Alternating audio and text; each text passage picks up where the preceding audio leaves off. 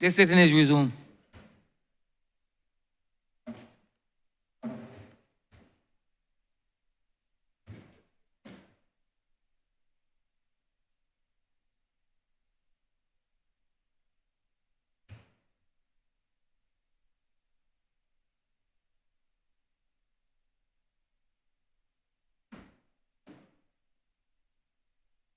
Yeah, you know.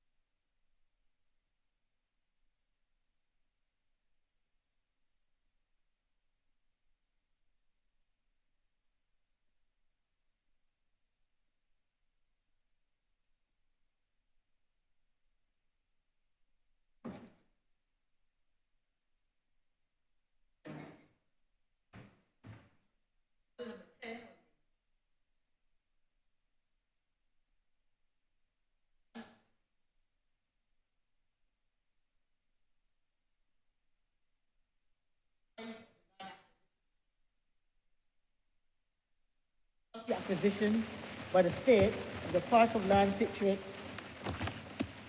at Lot 5A, Waterford, in the parish of St. Michael, in this island for the public purpose, namely the construction of a district hospital.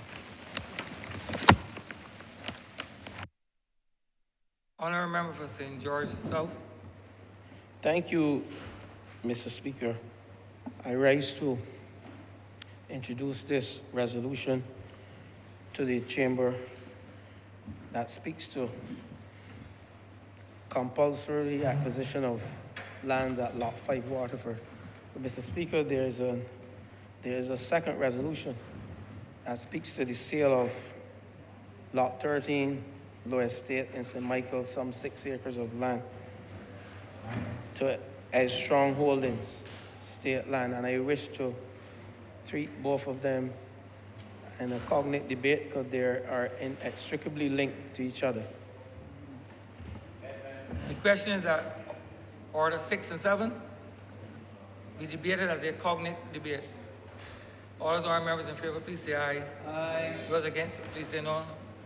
We think the ayes have it. 6 and 7 will be done as a cognate debate. Thank you, Mr. Speaker, for your indulgence. Firstly, Mr. Speaker, resolution pertaining to the compulsory acquisition of land at Waterford, St. Michael, comprising some 3.2 acres of land, 1.303 hectares of land for the construction of a new geriatric hospital is before the chamber. In addition, Mr. Speaker, while we as a government sought to acquire this land from the then Caribbean Consulting Limited, which is now trading as Strong Holdings, the said Caribbean Consulting Limited were seeking to acquire some 6 acres of land owned by the Crown at Lot 13 Lower Estate in St. Michael.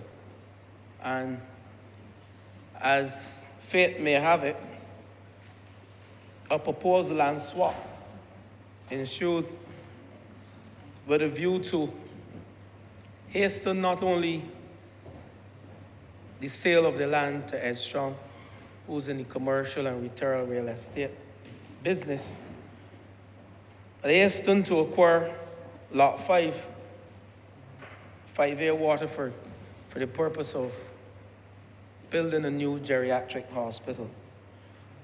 And Mr. Speaker, they're inextricably linked, I said earlier, but I wish to focus my attention, Mr. Speaker, for the next 5 to 10 minutes on the new geriatric hospital. Currently, Mr. Speaker, this government caters, we have some 4 facilities, elderly care facilities across Barbados, in St. Thomas, St. Philip, St. Lucie, and of course, the Beckles Road facility named the Geriatric Hospital. And this has been a facility that we thought and saw fit to abandon because the whole aspect of fit for use came into question. And there were many challenges with the current geriatric hospital. And it was necessary also, Mr. Speaker and members of this Lord Chamber, based on the proximity of the current Beckles Road facility, geriatric hospital, when tropical weather systems approach this small, beautiful island we call our home, we were forced at times to relocate those elderly persons who found a place that they call their home in the geriatric hospital and a place where they go for care. And Mr. Speaker, some of the challenges that we met at the geriatric hospital, the existing geriatric hospital, infrastructural issues, electrical issues, functioning of equipment, the fact that we have outdated the electrical systems, some of what we have seen in the housing stock across Barbados, and the same way that we have undertaken at the National Housing Corporation, the whole electrical upgrade project. We wish that that was the only aspect of the geriatric hospital that we had to fix. But certainly, when the cost-benefit analysis was done, it was worth the while to find a suitable location, and some of the criteria identified for a new geriatric location was a site, critical, more inland, centrally located, and having extensive grounds, room for the elderly to engage in therapy and engage in relaxation, not only to be housed in a room daily. And we saw this piece of land. It sits acutely next to the botanical gardens as the best place. So if you're traveling from Waterford heading north, from that school in Waterford, what's the name of the school again? I think what's the name of that school? Member can help me with the name of that school situated in Waterford? Some members say they can't remember. Someone said, okay, in the bottom, up and on, okay, sorry, Combermere. When you're heading... But I remember you asking about the school, but are you sure that you watched Super Bowl halftime? I am sure. I think I saw a photograph of you enjoying the halftime show, right? Of the 57th Super Bowl. And I'm sure that you were glued to the television set, watching the performance of a person the national hero who was school at that same school, who you can't remember the name. Continue on, remember. Thank you for reminding me, Mr. Speaker. And certainly the memory is clear now. Vividly clear, pellucidly clear, all the clouds have been removed. Thank you, Mr. Speaker. But if you travel north, heading north from the Combermere School along Waterford Road, and as you approach the roundabout on your right and you look east, it's that plot of land there, which is the secondary phase of the botanical garden. We recognize the botanical garden as you travel north along Waterford Road. On the western side is the primary phase, the first phase. But the second phase of the botanical garden, this plot of land sits acutely adjoining that lovely place we call the Botanical Garden. And I want to thank, the ministers, past and present ministers of the environment, and those responsible for beautifying that lovely place we call the Botanical Garden. It's indeed a place that we can go for relaxation, solace, and I'm certain that the elderly care will enjoy being housed at such a location. But, Mr. Speaker, the importance of access to and upgraded geriatric facilities or elderly care facilities cannot be underscored. In this country, it is predicted that Barbados' elderly population will move from a current 12% of total population to some 20% of the total population by the year 2025. And it is also anticipated that the need for elderly care will increase as the population continues to trend, particularly in that category of age group 65 and over. And we recognize this trend is particularly not only worrisome, but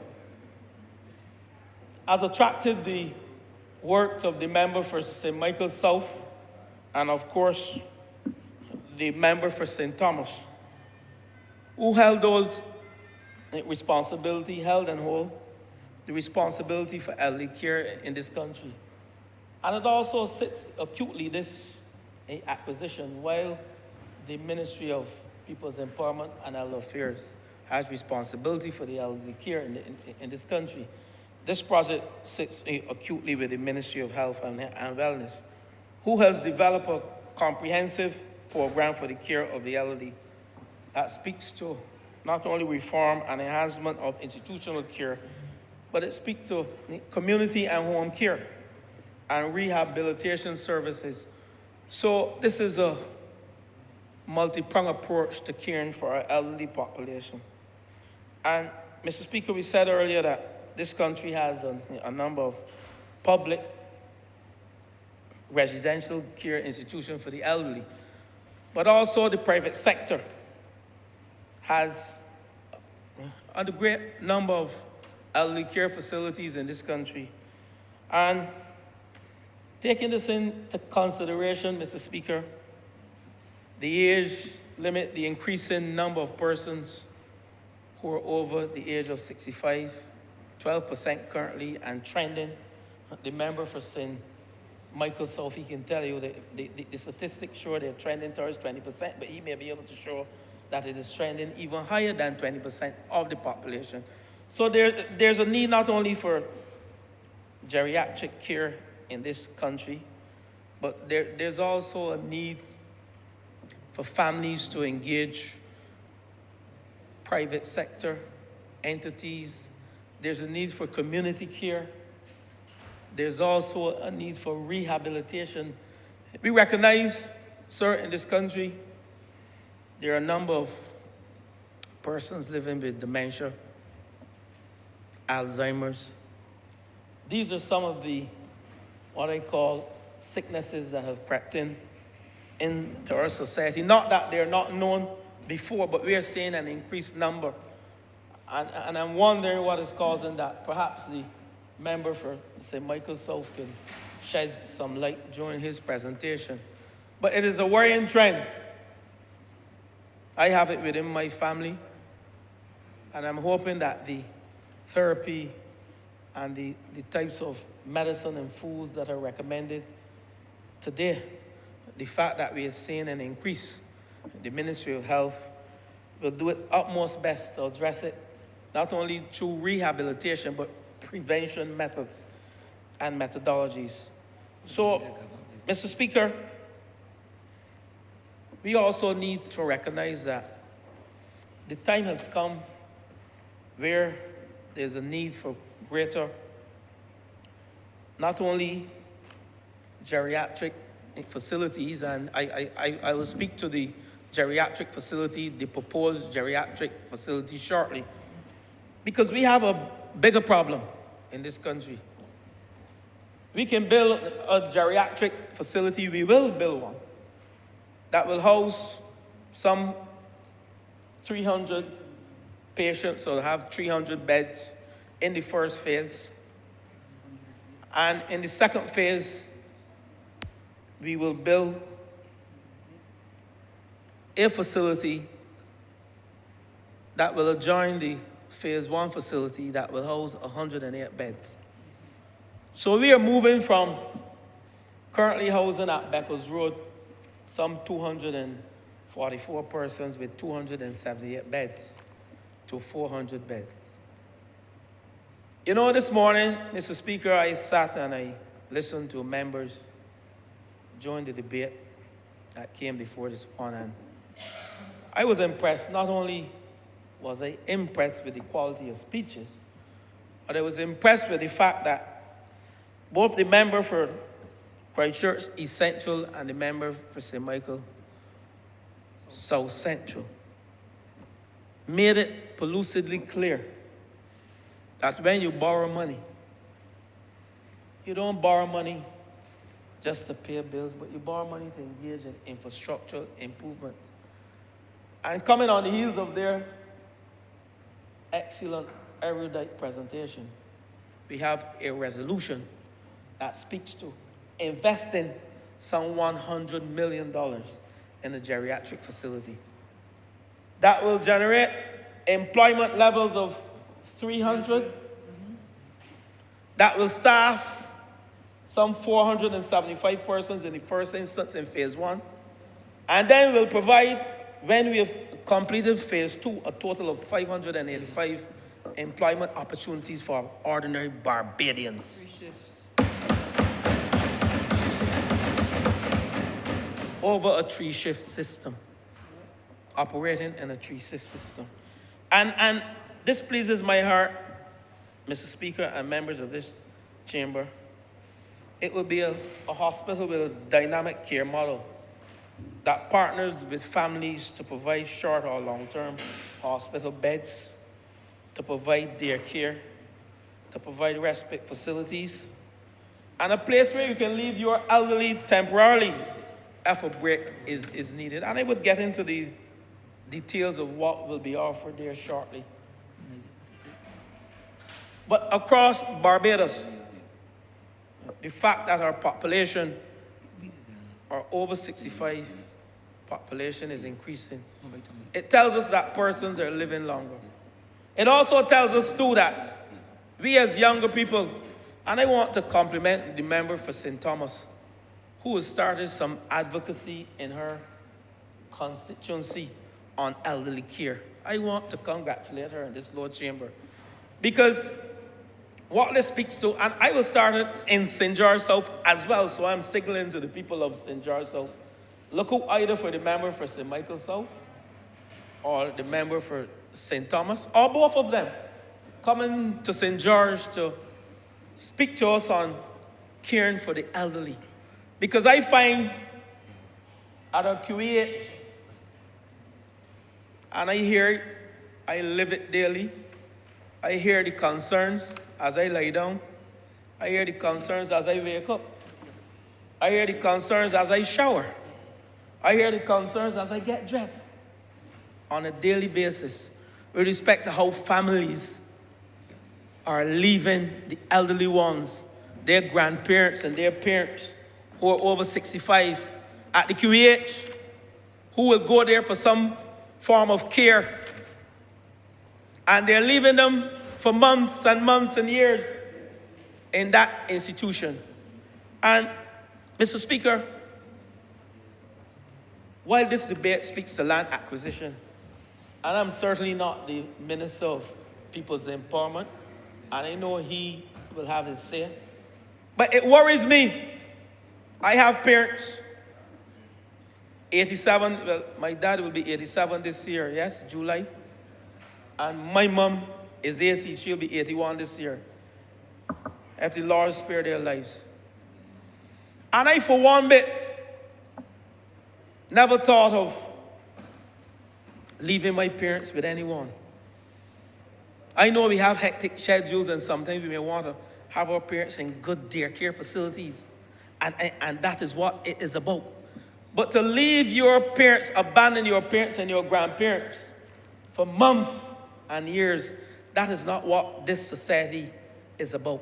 We have to respect our elderly. This country we call our own, Barbados, this was built on the work of our great-grandparents, our forefathers and our parents, who toiled long and hard. When we had a sugar industry, some of us, well, not you, member for Christchurch, but I don't think you had any parents that toiled long and hard in the field. That's my friend, member for Christchurch West, so we can share that. All of us were not fortunate to grow up in money, but we know some of our grandparents and our forefathers, grandfathers, all the plantations, they worked hard to make this country what it is today.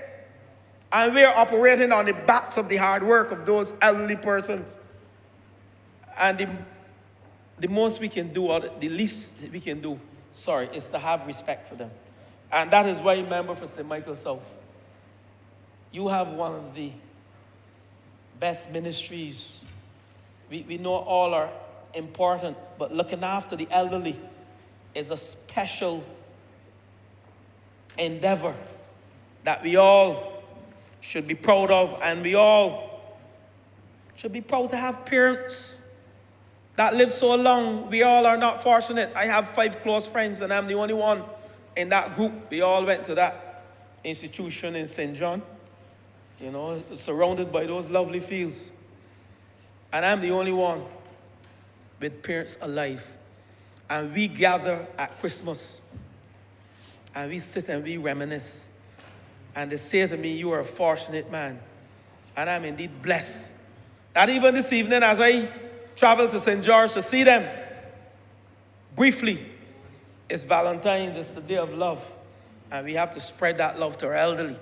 And I will go and see my parents. And I will ask each and every one of you to take some special time today to at least pick up your phone and say something to your parents or your grandparents or your aunts and your uncle. Tell them how much you love them and appreciate what they have done, not only for you, but for this country.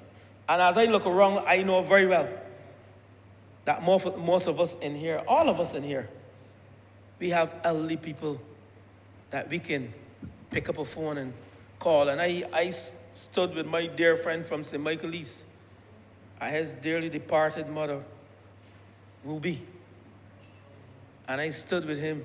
He cried and I cried. Because when he looked into the mirror, he see Ruby, what she has done for him, and how she has allowed him to live past 70, and to be someone who has contributed significantly to the development of this nation. So while this debate is about land acquisition to build a 408-room geriatric hospital, we have a lot of work to do in this country as young people, the private sector, and government has started the work. Not only within the Ministry of People's Empowerment, but look at us, agriculture. Look at the Ministry of Transport Works and Water Resources. The buses that we acquire, the electric buses. We acquire electric buses. Remember for St. Michael Southeast, how many of them have the disability component and can cater to the elderly? All of them. All of them. Look at agriculture. What we are doing in the Ministry of Agriculture, we are seeking to provide food, grow food. The food that made these elderly people who they are and made us the ground food. The yams, the potatoes, we are seeking, the member for St. Philip South, he's seeking to become self-sufficient in root crop production, to put this country in a position that we can become self-sufficient in root crop production. The yams and the addos and those types of food. That is what made our elderly people. That is what allowed Luther Valerie Sutherland to live to 86 and moving on. That is what has allowed Delight Bradshaw to live to over 70 years and moving on. 81 now. And all of your parents that are alive. So, Mr. Speaker, while this resolution, like I said, speaks to the acquisition of lands, there is a lot more that we have done that I can speak to. The home health program, I want to congratulate this government. We engage in a home health program. The community health worker programs that provide clinical and social support in homes. And then I come home to my ministry, the Ministry of Housing, that looks after the housing for the vulnerable. So this government, across sectors, continue to champion the cause for the elderly in this country, because we recognize we are Trojans. The member for Christchurch West Central called us Trojans for the elderly.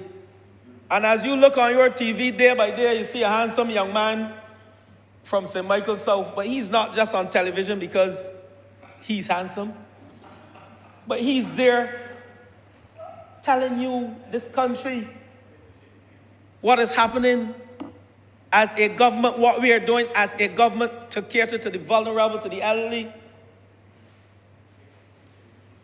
how we are dealing with welfare as we move into and transition, as these elderly persons increase in population. The member for Christchurch West Central said he wants to speak next, but I don't think he can speak before the member for St. Michael South.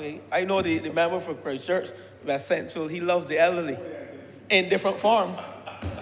In different forms, if I may say. But indeed, he looks after the elderly. They look after him too. And I know he's passionate about this debate because he came in from lunch 20 minutes before lunch finished. And he was asking me if it is possible for him to lead the debate. So, Mr. Speaker, we are here speaking about a facility that will take some 2 years to build. 18 months to 2 years to build. But, Mr. Speaker, during this time, you'll see work being done on a main hospital building, which is 3 stories.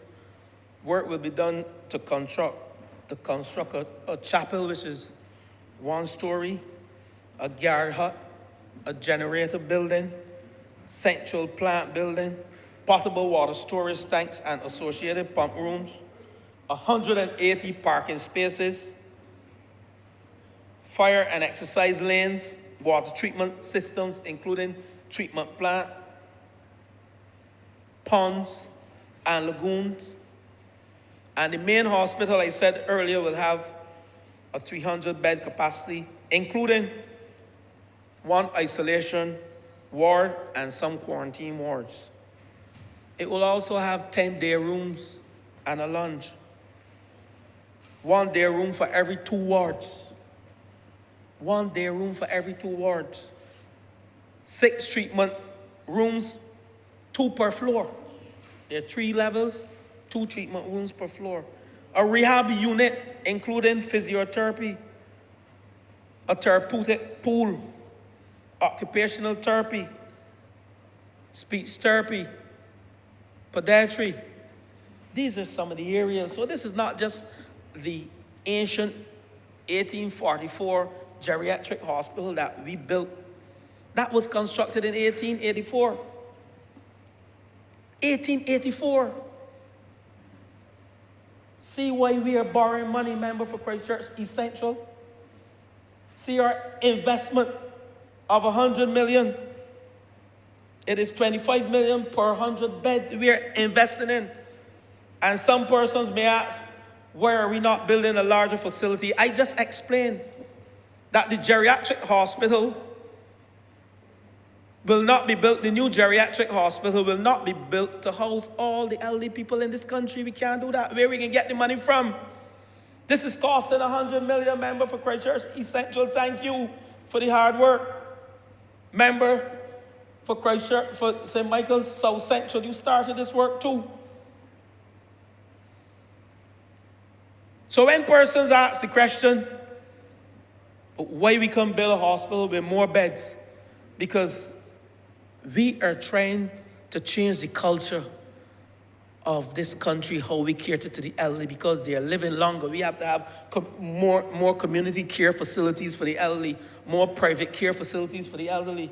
Persons living in their homes, eating differently as elderly people, and before they reach that age, they become conscious that they're living longer and they take to their health in a more serious way.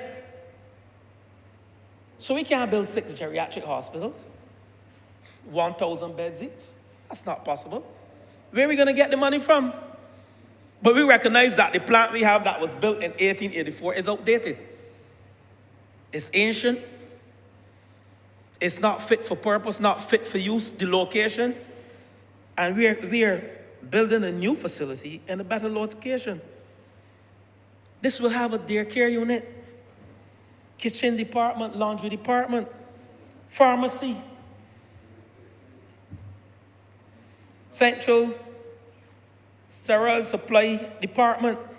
It will also have a maintenance department, stores to house, warehouses, staff offices, and accommodation for staff. This is what we are borrowing money to do, to modernize Barbados, to build our infrastructure, to provide jobs, to boost our economy, so that the growth that is projected by the member for St. Michael, for Christchurch, East Central, and our Prime Minister, so that the growth that is projected over the next 2 to 3 years, we can realize we are not just borrowing money willy-nilly. $100 million, $25 million per 100 beds will be invested in this geriatric hospital. And Mr. Speaker, while there are other improvements that will come to places like Gordon Cummins and the geriatric hospital in St. Philip and in St. Lucie, this is an immediate need. This is required. And I'm being told the member for Christchurch West will have his say to tell us when there will be groundbreaking, because this is my senior minister who's responsible for infrastructure, and he knows this project better than any one of us from an infrastructural standpoint. But I'm being told that we'll break ground shortly. I will leave him to tell you when. But at the end of the day, within 2 years, Barbados will become modern in terms of boasting of a modern facility that will cater to the elderly people. I end by sending a message to the private sector. Government creates an enabling environment in this country. Everything cannot be done by this government. And while I'm not critical of the private sector, I worked in the private sector and I had a say in the growth of this economy. I produced cement for 17 long years, and we exported. When you look at our exports over that period, you see that cement was one of the main export commodities in this country, and still is. So for me, my message to the private sector, there are the areas of not only commerce, but the areas of social care that we need to invest in. And this country is very liquid in the private sector. The member for Christchurch West will tell you there's a lot of liquidity floating around. And I urge that some of this liquidity be used, even if there's a fee to be charged to families, to help government build out the elderly care facilities across this landscape, so that we can cater to more elderly persons. And my final word goes to families, including my own. And we have recognized that persons are living longer. And we have recognized that we have a duty of care as a people to our elderly population. And whereas some of these persons are being left at QEH for years and years without any of their family members looking back at them. And whereas that constitutes an abandonment to persons who carry you for 9 months and carry your mother and family for 9 months, I'm calling on families to see the need to look after the elderly within the family unit.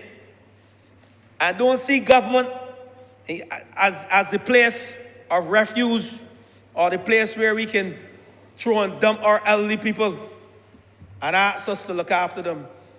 We indeed have policies in place, and we are showing this country, and we are showing the region, and we are showing the world that we care about our elderly population. And I'm asking families to be more supportive of their mothers and grandmothers and their aunts and uncles. And I'm also asking that the same way we can take children and adopt children into our homes and raise them, there are a lot of elderly persons who are out there that need care. And I'm calling on Barbadians and the private sector to invest some of the money and the liquidity across Barbados, join with government as we seek to make Barbados the best place for our elderly population to grow old and to live in. I'm calling on you to do better and to help government to make Barbados the best place for old people to live, to retire, to do business, and indeed to enjoy a good life. With those few words, Mr. Speaker, I beg that these resolutions now pass.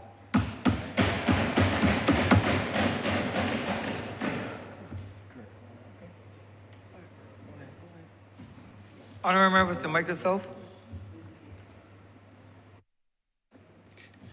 Thank you very much, Mr. Speaker, sir. I rise to support, obviously, the work being done in the Ministry of Housing, being led quite ably by the Minister of Housing and the member for St. George South.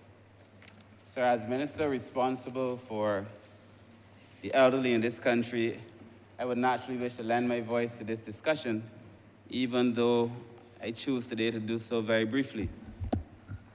So I also must speak on this debate because obviously Beckershill, from whence the old geriatric hospital cometh, is also in St. Michael South, and that therefore has other implications and consequences for me. So I begin this debate, sir, as I do many others, sir, remembering, as most of us will at some point, the people who really matter to us, who, many of them, sir, do not have name, they are not known, they're not in any book, they are not written about, sir, they are engraved, probably not on stone, most of them too poor to have gravestones, but engraved, sir, in our hearts, and that many of us have people in our communities, elderly persons, that we grew up around, that we knew as boys and as girls, that have contributed in one way or the other to us being here. So I carry values now that were given to me by my mother, given to her by her mother, and by her mother's mother. That is how generations continue. In fact, sir, in Africa, as you would know, sir, the griots, sir, carry by telling story. That's how culture is passed on from one generation to the other. And inherent in that is the respect, sir, that comes along with it. There is a concern, obviously, that I now have, sir, that we are losing a lot of the old ways. And as a consequence, sir, we are now seeing some of these things manifesting in Barbadian society. But that is a conversation for another time. I just wish, sir, on behalf of all of those who were born into relative struggle, to thank those who have helped us. And I want to thank, sir, on behalf of those who even weren't born into struggle, sir, because all of us were shaped along the way by somebody else, sir. Many of us were born, I was born in my house, in a little house in my Lordsill, delivered at home by the hands of an older person, sir. And I want to thank those hands and the many hands in this country, sir, that have done yeoman work on behalf of a country, sir, that is forever going to be a very grateful nation. It is very difficult, though, to come to this legislation, sir, to this conversation, sir, and not to speak about some of the associated issues. And while I do not wish to speak for very long, because I do know I will have my chance very soon, when we bring the elderly legislation that is being worked on, I will soon be before this House. I do wish to share a few thoughts, sir. There is a concern by some that perhaps this geriatric hospital is costing a lot of money, and that perhaps the government is spending too much money when they add up on caring for the elderly. Sir, the cost of not doing it I think is beyond the imagination of all of us. Not only because our society is aging at an extremely rapid rate, sir, and it becomes obviously the thing to do, because all of us will become old very soon, sir, and it is obviously the thing to do.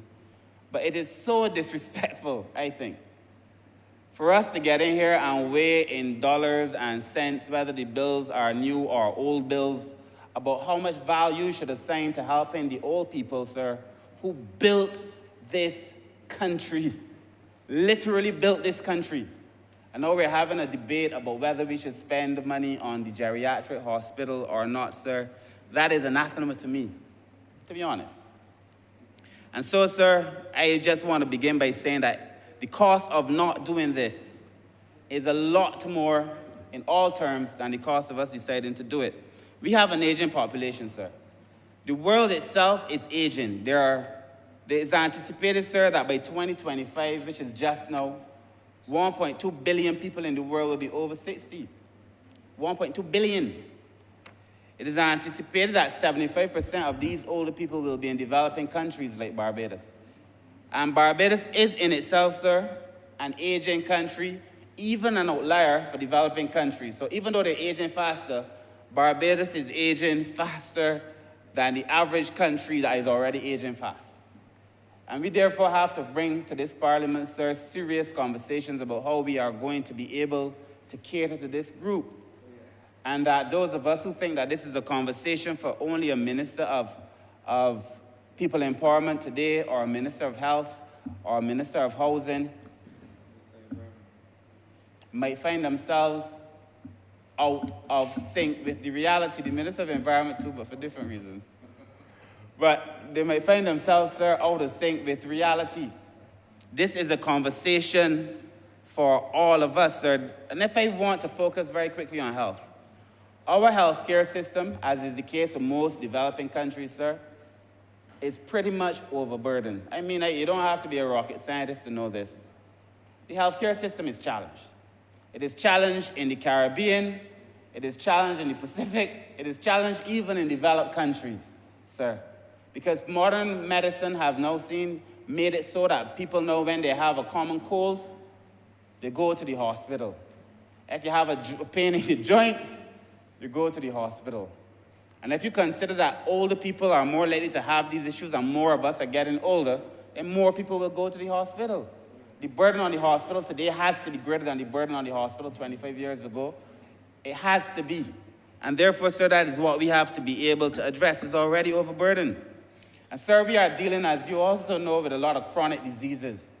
Barbados has a population, sir. I was speaking at our elderly consultation on Sunday, and we were having a conversation, sir, but for most of us, if we go to these street fairs or regular fairs and they're doing health testing, most people, you ask them, when they go and they get the cholesterol checked, they get the pressure checked, they may get the level of the sugar in the blood, the diabetic level checked, sir. Somebody walking away more than likely with at least one. Many of us with two, and some of us with all three. And sir, it is because, and I am not talking about at 65 now, I'm talking about young people. And if your health is at risk when you are young, then it stands to reason that, of course, it's going to be more at risk when you are older. And sir, we have to deal with this thing, sir, as a chronic issue facing all of us, even our younger people, sir. And commensurate with that, sir, the challenges of the last few years, sir, I think about COVID. And I think people think that COVID perhaps is almost over, and it is in many ways, but the burden that has left on the psyche of so many people. Sir, for most old people during COVID, it was a lonely experience. I am now in my ministry trying to find a way, sir, to get older people to try to come back out in a way that is safe to socialize, sir, because socializing and socialization is a critical part of older people being able to enjoy their old age. And COVID, sir, has cheated older people of that. Sir, COVID too, I had a daughter during COVID. But I know that for the first 2 years of her life, she hardly knew anybody else but me and her mother. because that cheated her of the first 2 years of her life, but she has the rest of her life to look forward to. But older people, sir, now have that taken from them, and it is continuing to be taken from them. And so we have to look at that. I saw that we're trying to do in education some adjustments so that we consider how school was affected and school children were affected when they were out of school, sir. We have to do something similar for older people, sir. It is going to be one of the serious concerns. We have to look, sir, and locate this conversation in many of the wider social determinants, sir. I have asked, people keep telling me about children being left, leaving their parents at the hospital. It is a concern. We saw it too even when we did Harrison Point. And there are a number of reasons for that, so I make no excuses for anybody. But I know that I've had conversations, sir, in my official role as minister, and that there's some children who felt that they were hard done by their parents and hardly have a relationship. There's some who have left the country, left the house, looking for better circumstances, sir. There's some who are in the house and have no desire to help whatsoever. And then there are some who don't know how, because dealing with Alzheimer's and dementia is not an easy thing. And so many people now have to be able to deal with that, sir. And many of us, sir, all of us must concern ourselves now with this maltreatment of the elderly. It is too commonplace. People being taken advantage of, they're getting their checks taken away, they're being cheated of their houses. You know, many times, sir, you will find that you can't find when the older person is alive and in need of help. You cannot find a boy or a woman that claims to be a relative. This is a fact. You will know you're a lawyer. I keep telling you all these things. I feel something I could just talk to my colleagues, and a social worker. But you know you will find that you can't find a boy. We are all MPs. Or a woman to come and help the old person in the house. They don't want to claim relationship at all. Let that person die. People crawl out to the woodwork. They don't know that they are the closest to the person in blood. So they want to claim the house. They want to claim the pension. In some cases, sir, some stay, and I've seen this. They only help them as long as they got money. When the money runs out, they're gone, especially if the house is not their house, it's a rental house. Sir, and we are seeing these things. That is why this legislation that we are bringing, sir, is important, but that is why the legislation, I believe, sir, has to be wide.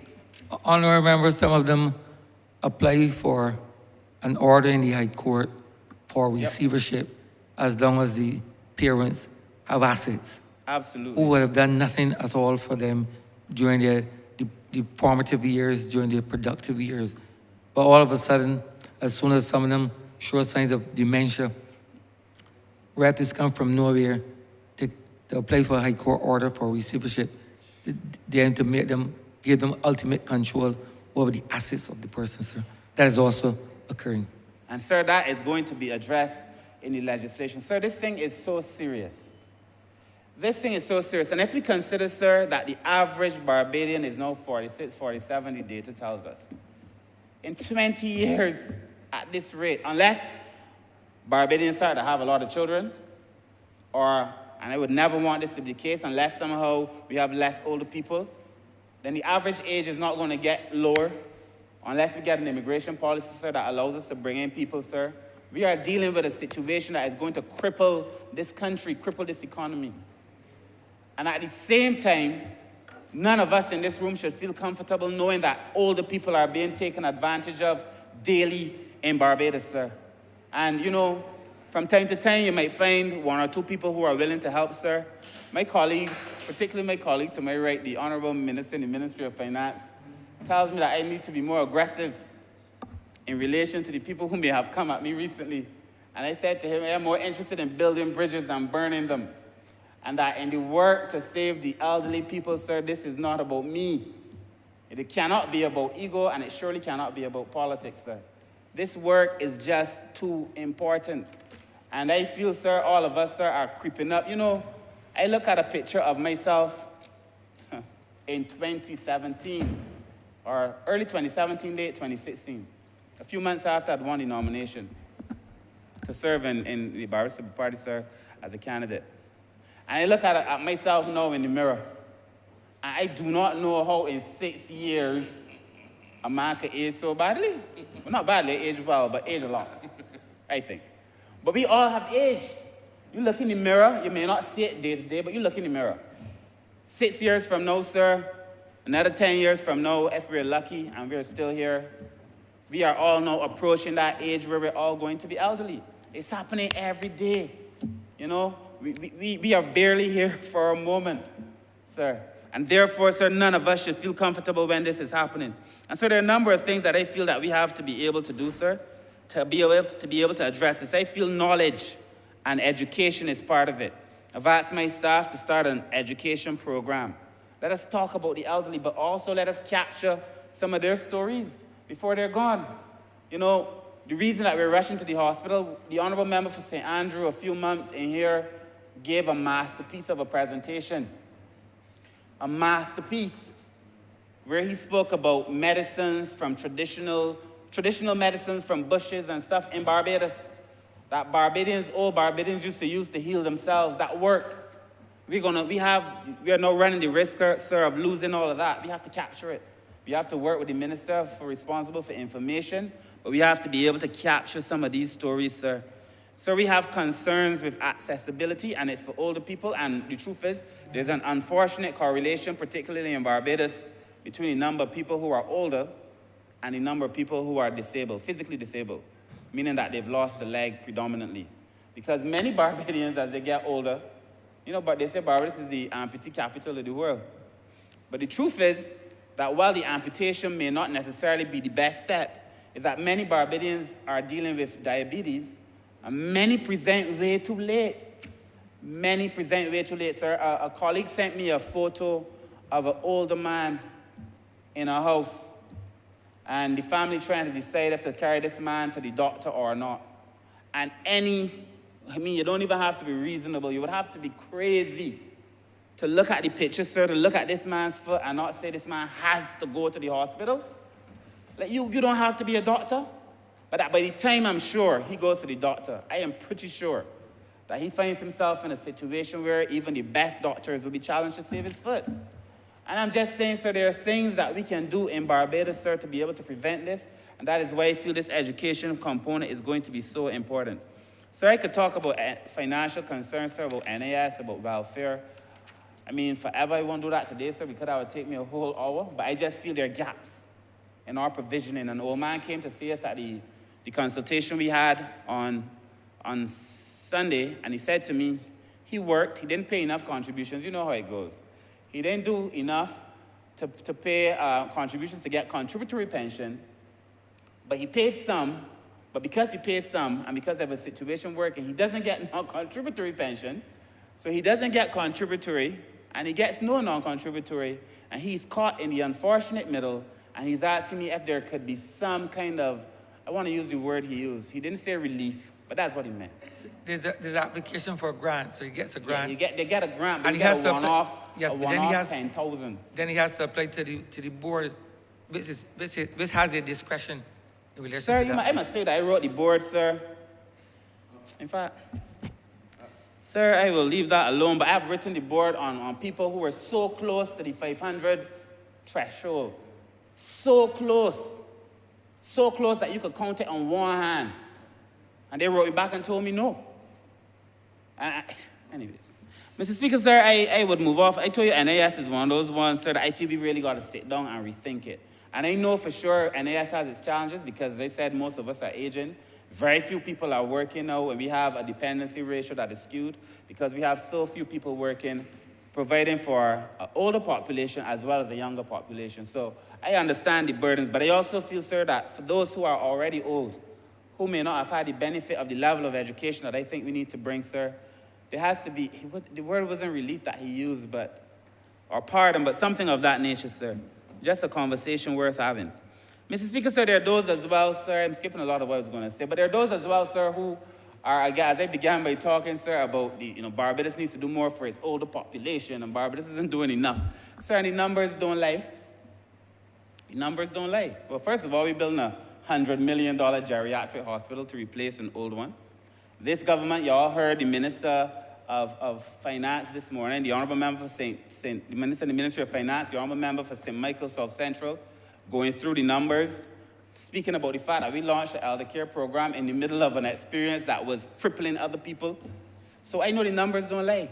and that people got access to home help all during COVID. I want to thank the NAB workers, sir. They worked every day during COVID and are working now. Sir, at one point in Barbados, you would recall, sir, that the world is so ridiculously biased and unfair. You would remember, sir, there were points where we could not even get gloves, and all the PEP was being taken for other people. They couldn't get gloves. They could hardly get masks, the right mask. So these workers were still going to work, putting themselves at risk when, due to no fault of their own, they could not get the necessary equipment, sir. I want to commend them as real heroes, these workers in the National Assistance Board, sir. But, sir, you know, the numbers don't lie. So if you look at the estimates that were laid this morning, sir, some people may be quick to run to the estimates and start talking nonsense. Because last year, you will see 14.8 million given to National Assistance Board.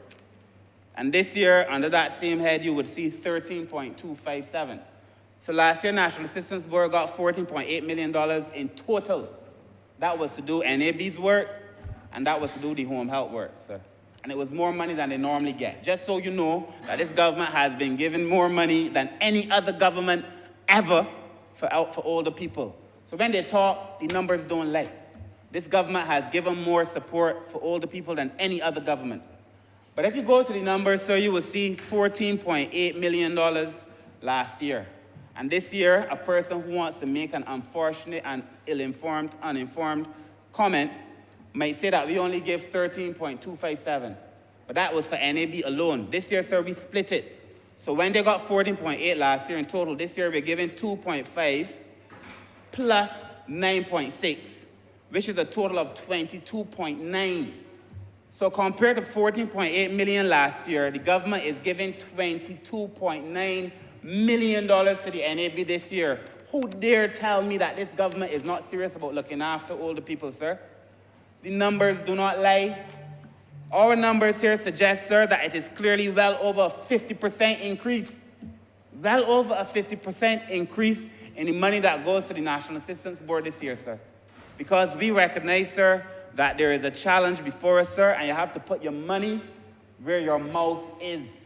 And if you analyze the records of the former government, sir, and you know, I really don't like to talk politics on health, or on elderly, on children, but when you're talking, sir, look at the numbers. And that this government is making a significant contribution, sir, to be able to help people, sir. I also feel, sir, that as we try to tackle this problem, it has to be, because it is a multi-dimensional issue, it has to be a multifaceted response. Sir, I wouldn't know how to stand here and tell you that we don't have a relationship with BART, because that would be a lie. We always had a relationship with BART, but the persons in BART would tell you that I've made it my business, sir, to deepen that relationship. In fact, sir, when the ministry presents during the course of the estimates, you will see that we've created this system, sir, where the new orientation of the ministry must be about partnership, because the government can't do all. But that through our partners, we can do a lot of work to be able to help people. And BARP is a strategic partner, sir, in this relationship. BARP is doing such good work on behalf of older people in this country, sir. I also want to thank the Sir Optimist Club for the work that they're doing too, sir, to help older people.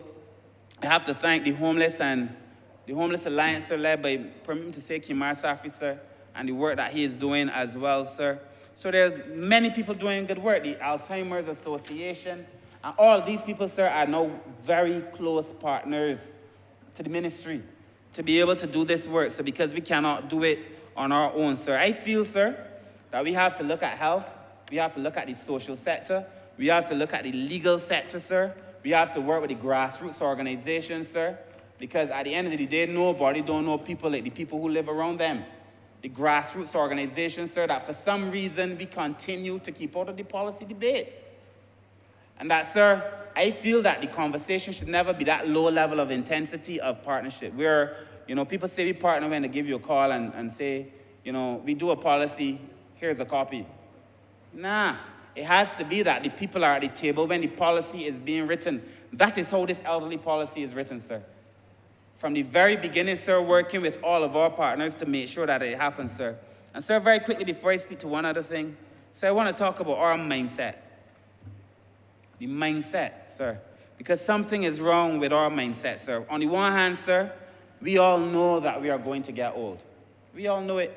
Old age, if you're lucky, sir, is not one of those things that creeps upon you, sir. If you're lucky, you live. You live. To get to 70 years, you have to live for 70 years. It is almost too simple. To get to 80 years, you have to live for 80 years. Yet we find ourselves caught off guard when we get old. And sir, I think we have to create a system to make it easier for people to plan for their old age, sir. So many of us in this parliament, people feel that politicians live large, you know, but many of us in this parliament, when this thing is done too, will find ourselves in this same situation. So I'm speaking to my colleagues too. Plan for your old age. Buy an insurance plan if you could afford it. You know, invest in something that at least you could sell your car if you need to. Because getting old is not easy. You have to plan for it, sir. But more importantly than putting the burden on the old people, sir, I want to talk to the children and the family members. Like, we have a responsibility to look after our older people. It is as simple as that, sir. We have a responsibility to look after our older people. So I took my mother to the hospital a few months ago, maybe. A few months now, just before independence. And we spent some time at the hospital, that's the truth.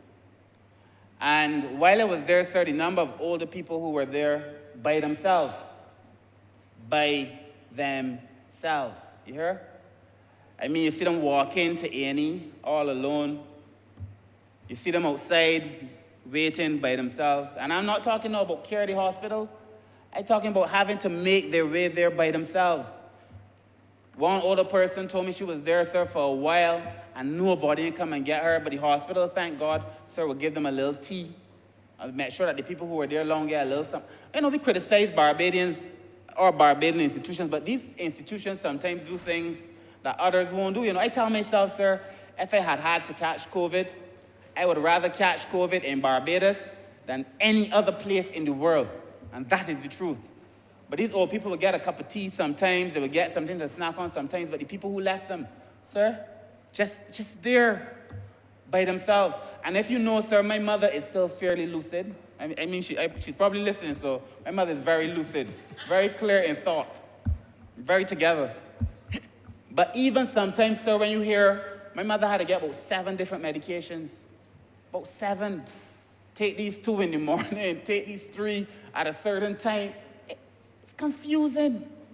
So the next day I'm talking to her and she's telling me, you know, I can't remember if they say to take these ones in the morning or take the... Then some people don't go and make a choice. Either they're going to choose not to take them at all, or they can choose to take them as they don't remember them and put themselves also at risk, sir. That experience at the hospital, sir, requires that somebody is there to help them, sir. And no matter how much hand-holding the nurses do or the doctors do, somebody... And I feel, sir, that there's going to be a point where this is going to become a role of the state, too. I know the state can't do everything, but I feel we're going to have to put it in place now because our traditional mechanisms of care are so broken that maybe the state is now going to have to take responsibility for putting a person maybe at the hospital or polyclinics just to be able to... We created it, the name that we created, Honourable Member, like a patient advocate, sir, but particularly for elderly persons. In our planning, we call them by a different name, but particularly for elder persons, sir. And then the Prime Minister and I discussed this thing called a time bank, where you put in time, like where we're creating a model, I'm going to bring it to Cabinet soon, where if you put in time taking care of the older persons or somebody in your community, you generate credit. And that later on in life, then you get that credit back, somebody has to help you. But it forces, in a way, people to start thinking about giving. And it's sad that you're going to force people to give, but sir, that is the reality of the world that we live in. You got to force people to look after their own family. It is regrettable, but it is what it is. And sir, if you create that time bank model, the architecture of it is not fully defined, but I know you put in time, and later on in life, you get back that time and more. And that, sir, might allow us to create a system where people are more willing to help. So lastly, sir, I just want to close by saying, of course, we have to look at a community-based care model. But I want to close by saying that at the end of the day, sir, first and foremost, I am an MP, elected by the people of St. Michael South to serve the people of St. Michael South. First and foremost, I never forget it. I made a pact, sir, with my constituents that I was going to do my best every day to make sure that their issues are my issues and that I give voice to their concerns, sir. There is no way that I could go back to Beaconsfield, sir, in my constituency and say that I spoke on a debate on this geriatric hospital and not talk about the concerns of the people in Beaconsfield. Because the people in Beaconsfield, sir, you've seen it in the paper. It's not new. They've been in the paper. They've been on the radio, sir. They've expressed their concerns because with the moving of the geriatric hospital and our plans, there may be a need to move some people. And, sir, the Minister of Housing, the former two Ministers of Housing and the current Minister of Housing, sir, we've all been in conversation about how best we can accommodate them. I feel, sir, that we need to have more conversation with the people in Beaconsfield to be able to allay the fears of the people in Beaconsfield, sir, to talk to them, sir, about what it is that we are doing, sir, and to present them with some options. A lot of this conversation has started. The Honourable Member for Christchurch West, I think when he was Minister, he came. The Honourable Member, former Member for St. Andrew, yes, when he was Minister, he came. I've had the member for St. George South and St. Michael South probably more than any other MP. So they understand, sir, that we are working on it, sir.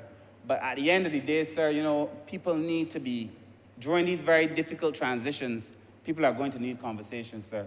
We have given them the assurance, and they have every comfort that the Minister of Housing will make sure that they're comfortable and well attended to, sir.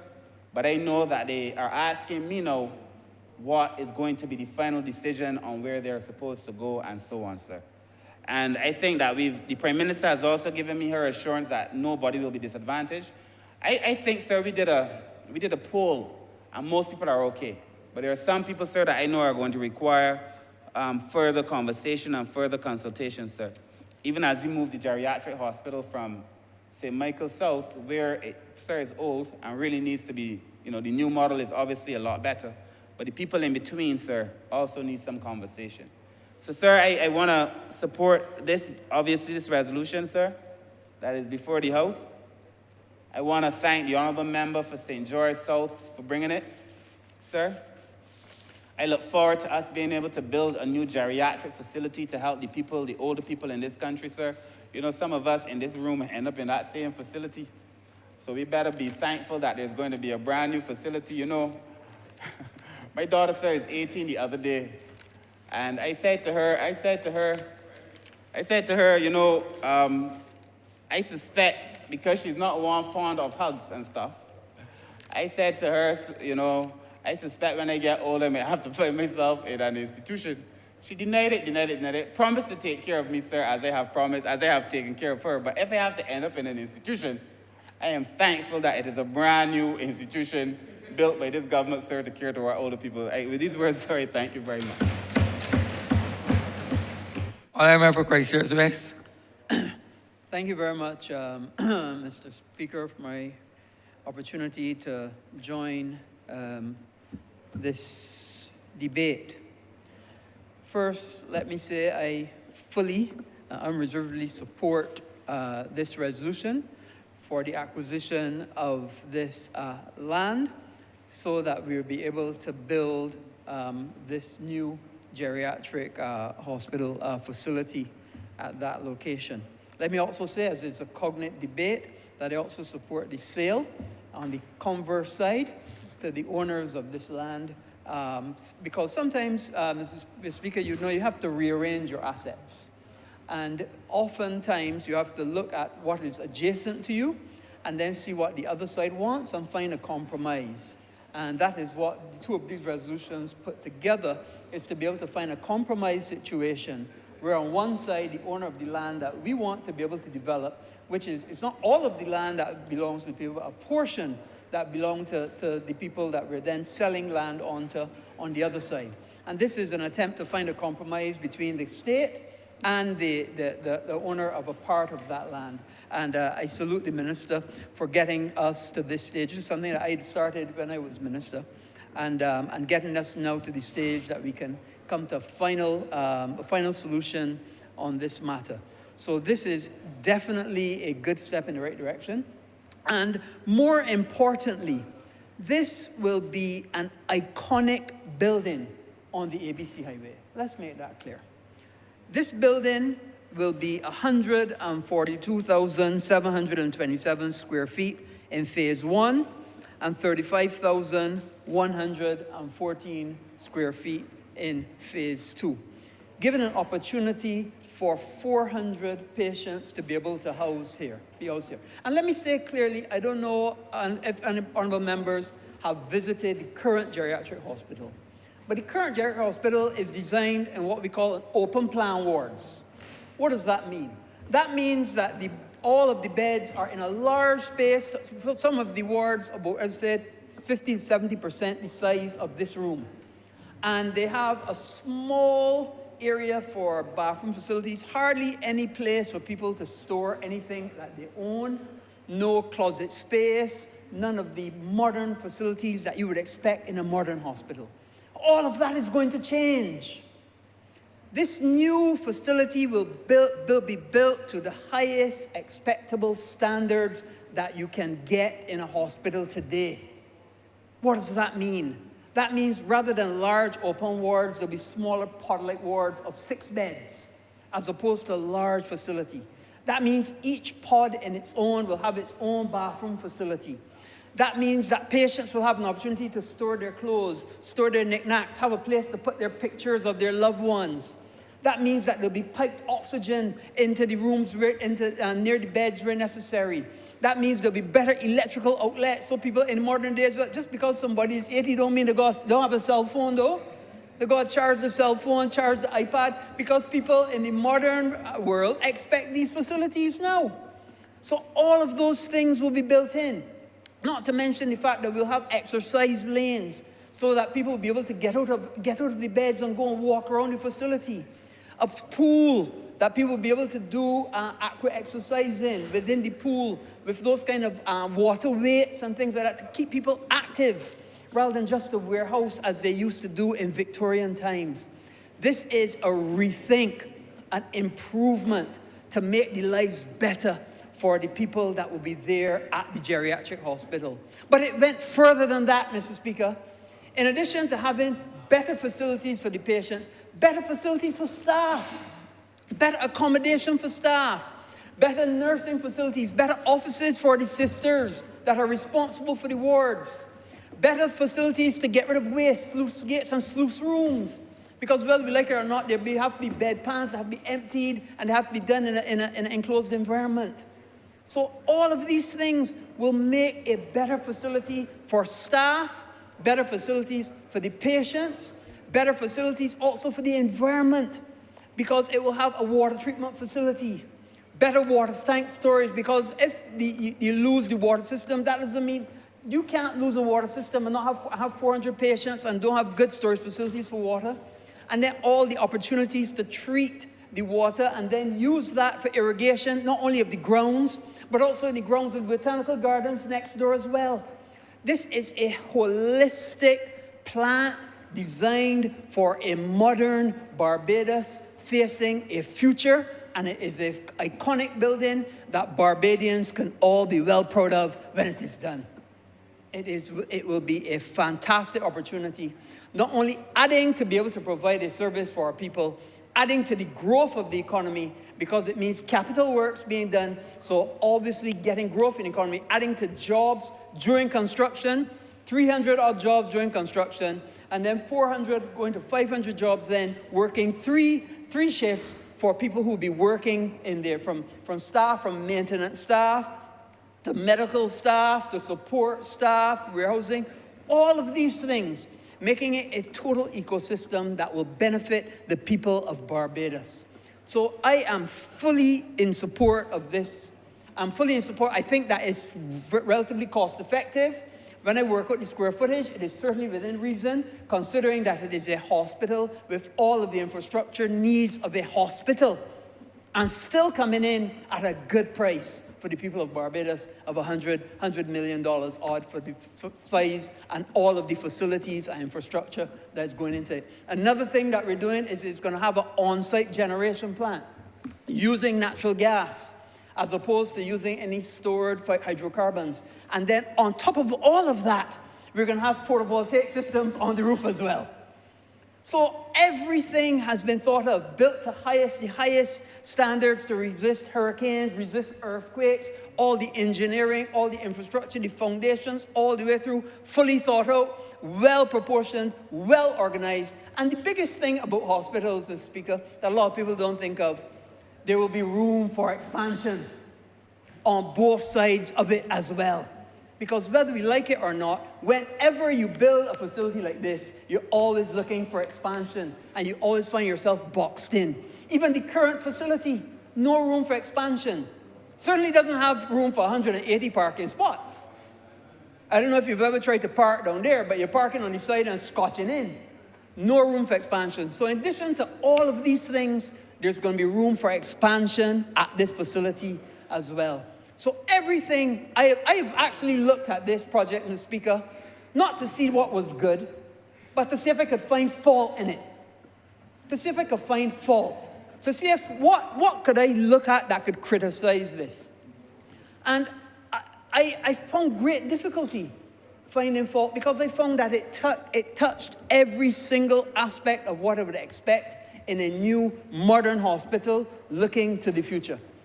If there was only one thing I would have to say, that the traffic situation is something that we may have to look at, because already there's traffic congestion in that area, and we may have some traffic issues because of the proximity to the roundabout and that sort of thing.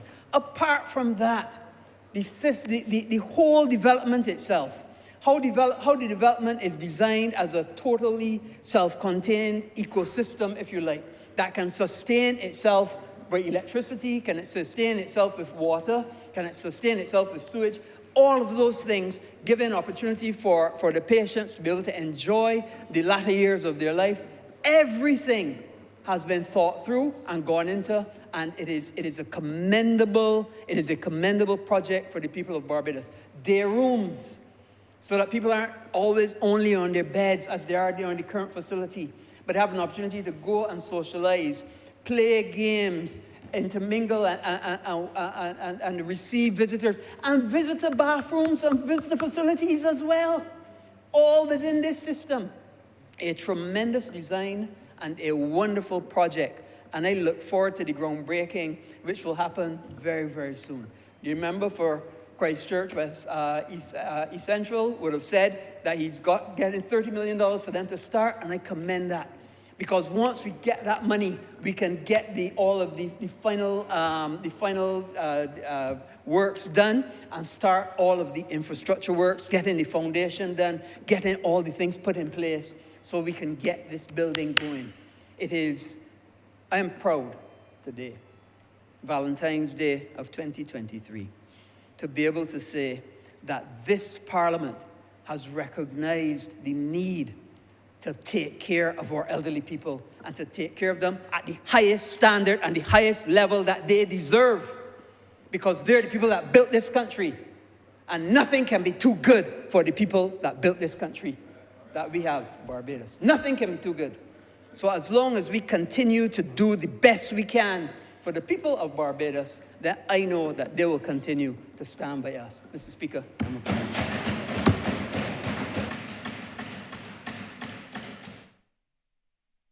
Honourable Member for St. Michael East. Mr. Speaker, first of all, let me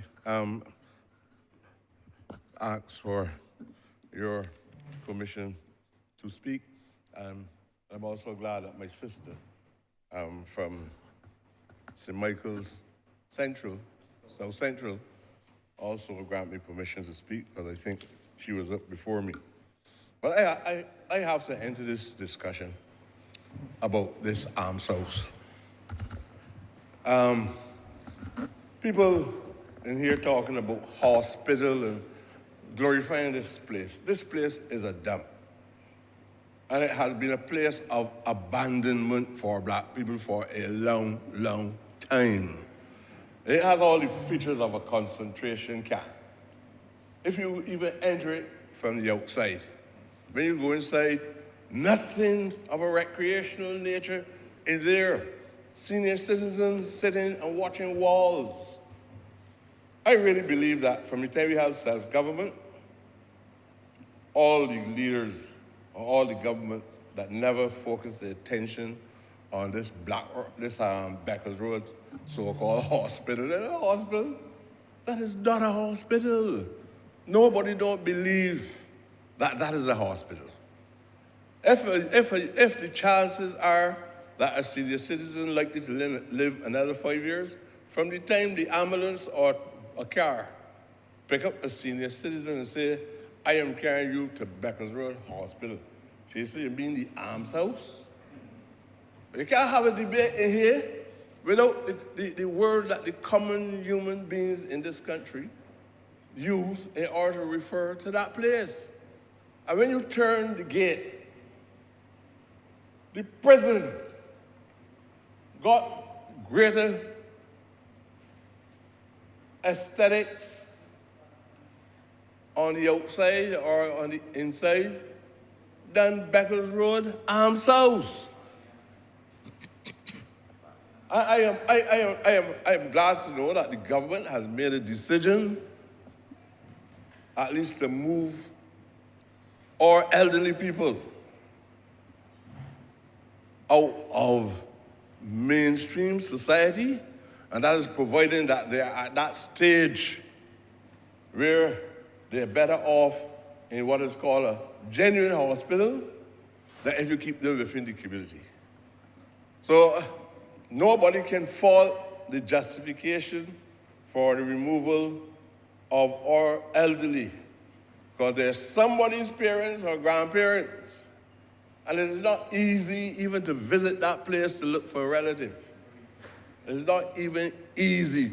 When you shed tears when you're going to visit. Far less if you're here, you're going in there. Here's the last resort. You know the last resort. After that, there's no other place but the Westbury Cemetery. It has nothing in there to give anybody any sense of hope of an expansion or an extension of their lives. As soon as you go in there, everything truncated. You're going to the Westbury Cemetery shortly. Not even Coleridge.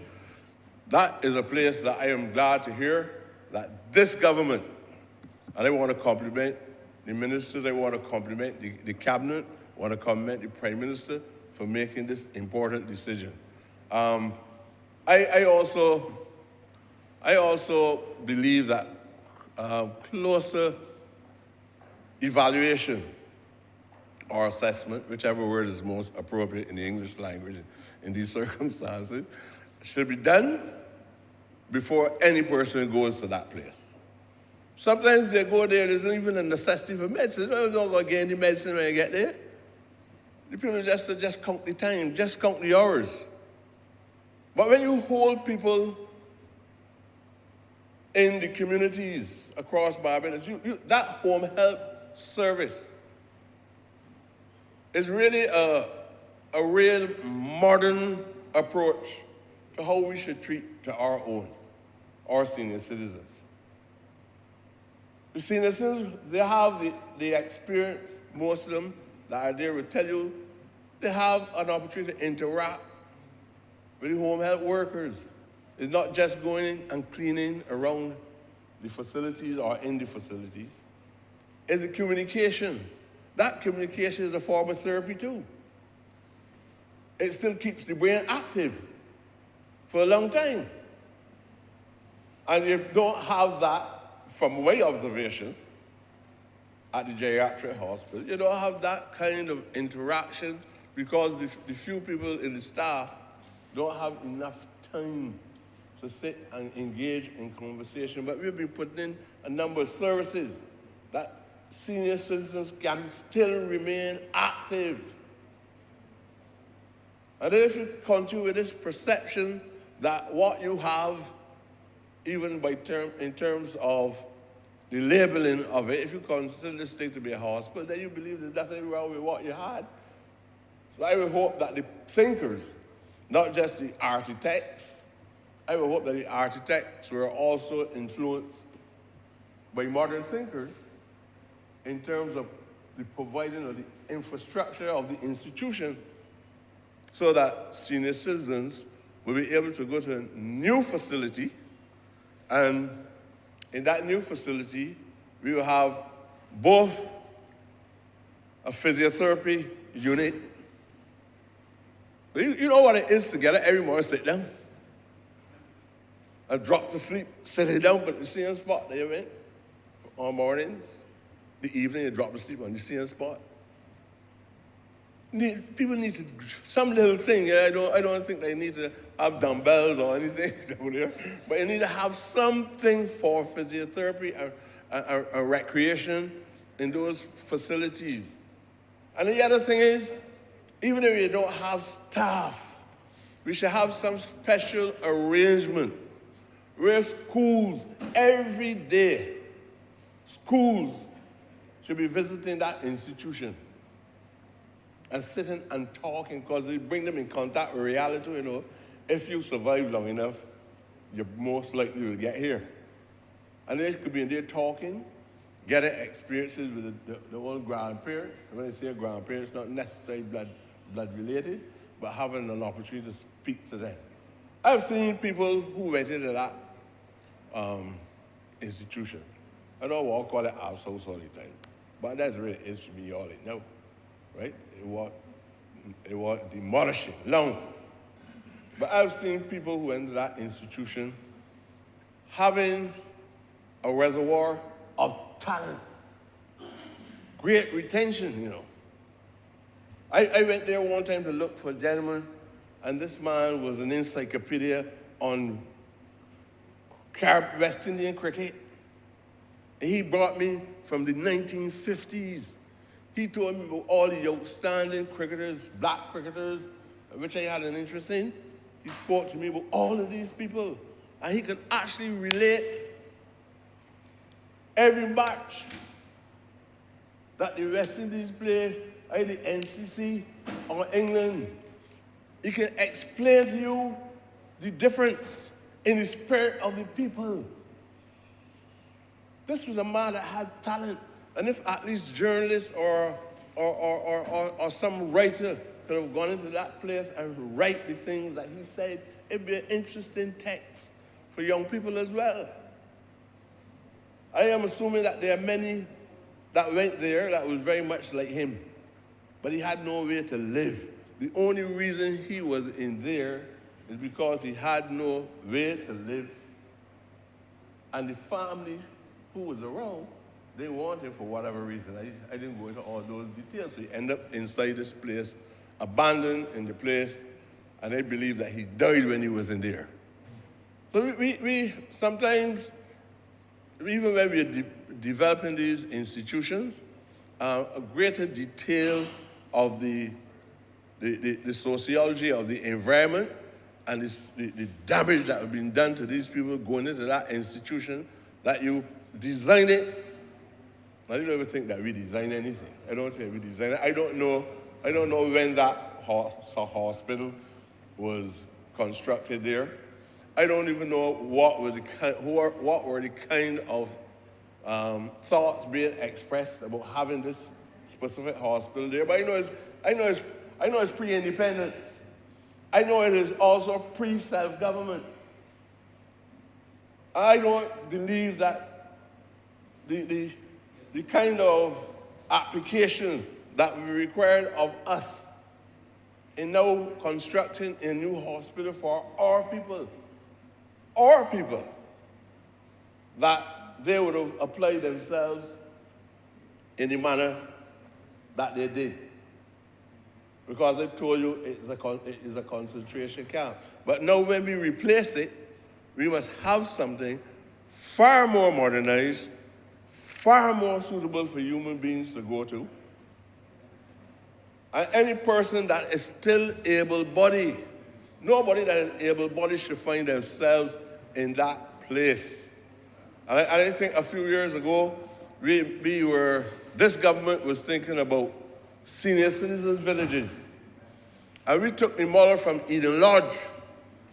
There is a senior citizen village that was run by a Seroptimist in Eden Lodge. And we took the model from them, and we went and we opened up Vauxhall Senior Citizen Village. And you have no complaints about those entities. Vauxhall Senior Citizen Village allow for a senior person to go in to the village. And if you want to leave during the course of the day, you just inform them that you're going out. These are people that sane, lucid then. They can go look for their families and come back. And I don't know exactly how the service runs now, but in some cases, those people and their families provide even the nutritious meals. And in some cases, if they don't have, the NAB provides the service. And I thought that one of the things that in fact, all along with building this hospital, I remember when I was Minister of Social Transformation, there was lots of land to the northern side of the Vauxhall Senior Citizens Village. And I was trying to persuade the then Prime Minister that we should extend the village a little further and have that entire pocket up there being an area for senior citizens in Barbados. So lots of those people, as I said, I remember a popular supermarket owner, and if parliamentary representative for St. Thomas was here, Ms. Ford, very early she asked me to help out a gentleman. He was probably a man of means, but family issues at a certain age. No, there's nowhere a person like that should find themselves any place that even looks similar to Becker's Road. It should not happen. It should not happen. So I think that we're making, this is a positive decision that we have made. The rationale for it is sound, cannot be questioned. I don't know who else would even think about questioning it. Because I said the indictment should, sir, you know about indictments and so on. The indictment should have come on us since the 1950s. You can't take over self-government from colonial powers who treated us as less than how we ought to be treated. Not as bad as their ancestors treated us, where they even describe us as not being human beings, but they didn't think much neither. So they never put any appliances, any mechanisms in place at that building. And some of us, look, we have conversations every day. Another boy don't talk to. This called Black Rock, the so-called Black Rock Hospital, the madhouse. Let's call that place the Yams House. The only hospital, we say we only got one hospital in Barbados, you know. It's only when it is convenient to sound nice and humane that people begin to talk these different hospitals that we have. A hospital must not become a concentration camp, where people that still lucid can't walk out of the gate and come back, or where you can't come and carry out your relatives, you got to apply to the Ministry of Health, and all that. Oh, a man that is sick, and the Ministry of Health got to make an assessment, put the man in there or the woman in there. Something wrong in the system. And the people who are involved in social policy and the social sciences should be having a debate about not the size of the hospital alone or what it costs, the new hospital, but they should be having a serious debate about the kind of programs that we need to have at the new facility. Not just constructing or erecting walls. We are thinking in terms of how to make people feel that they are wanted. People must believe that people respect them. I even believe, and it's not because of my age, but people also believe. People don't like to be called mad. People don't like to be called old people. Disabled people don't like to be called imbeciles, nothing so. And that's what I'm saying to this government, you know, this government must create its own vocabulary, a civil vocabulary. If we are involved, especially in recent times, I've been hearing the party talking more about going back to transformation and finding a way of appearing to be more, we're not just doing things because they used to be done before and somebody make it sound good by saying this was the best practice. The best practice sometimes is not the best practice for us. Sometimes we got to think and say this government must put its own stamp on how this society ought to go in the future. And you can't do it without the people coming along with you. But I really want to suggest that we still have to look at decentralization as a form of complementing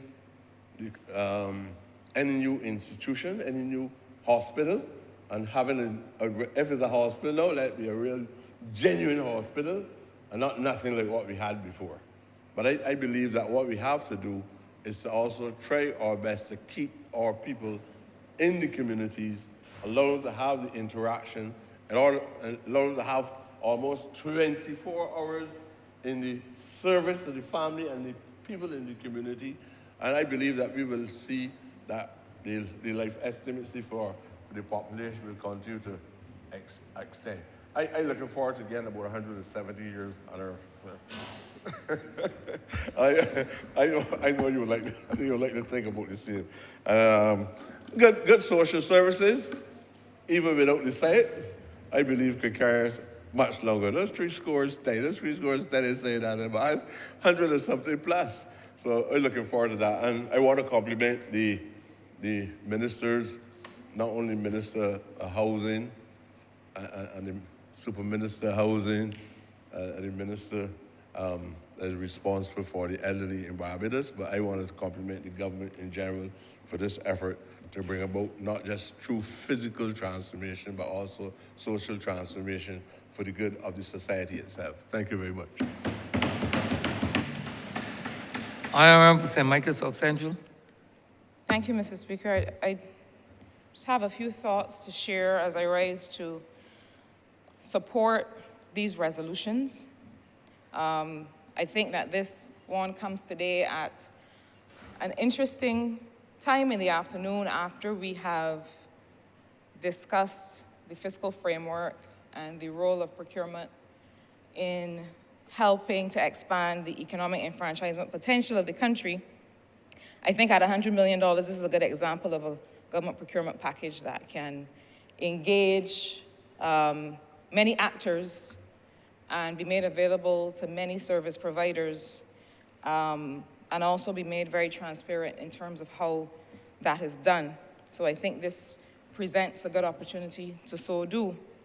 I'm also encouraged to see the way that this is being approached, in the sense that we have a compulsory acquisition of land, and at the same time, in some way corresponding sale of property that allows government to tidily carry on its business.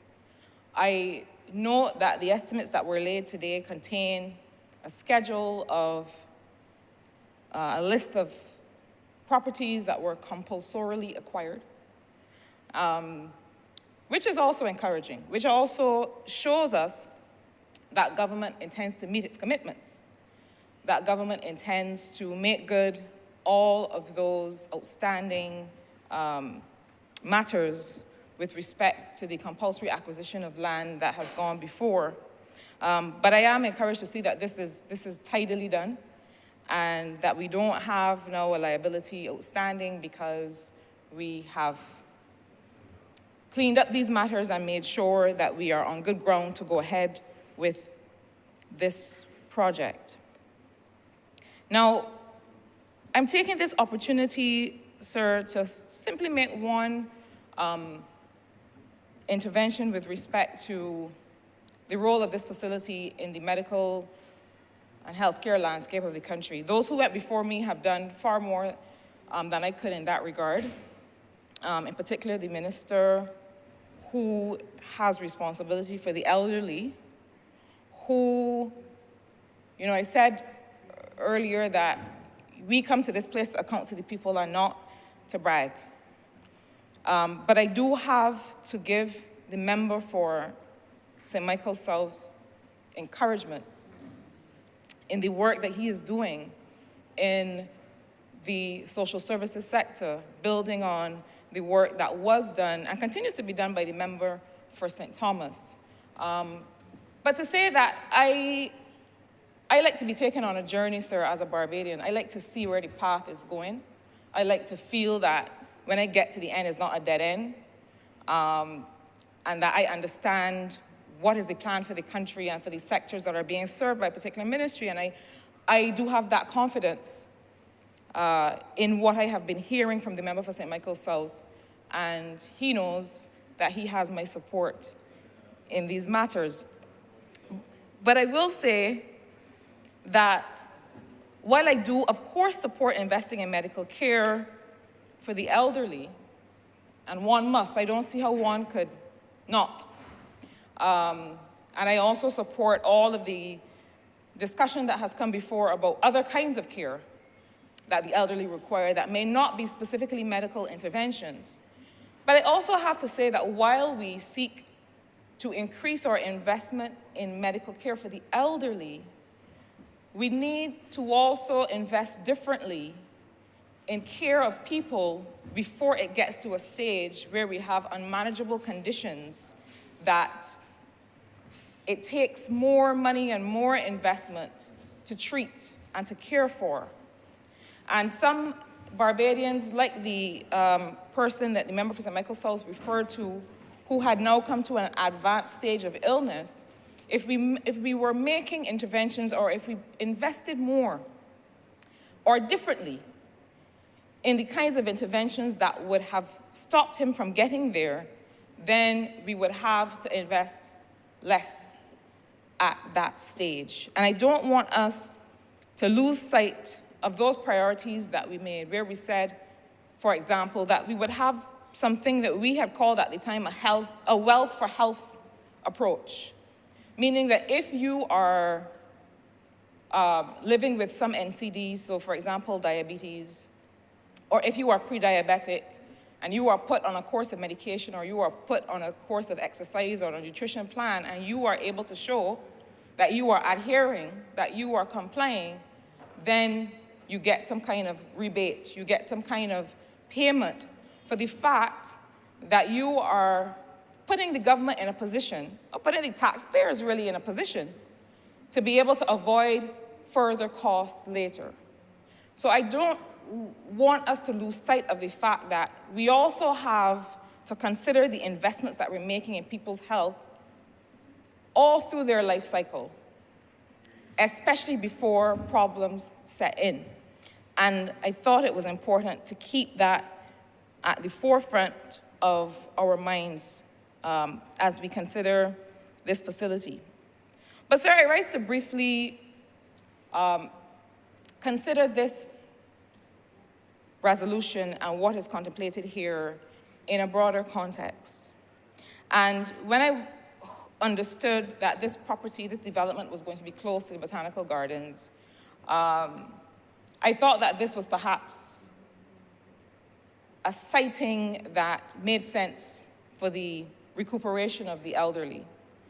I have to say that I am one of the biggest fans you will find of the National Botanical Gardens. I think that we have realized a space where people are getting value from wide open spaces, people are getting value from community spaces on a scale that I don't think we've seen much before.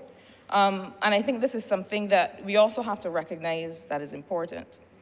But I am concerned, sir, about how we continue to make use of lands for investment, even in cases where, how we continue to make use of land for the enjoyment of the public, even in cases where those lands are the subject of private investment. And it is to that I wish to refer today.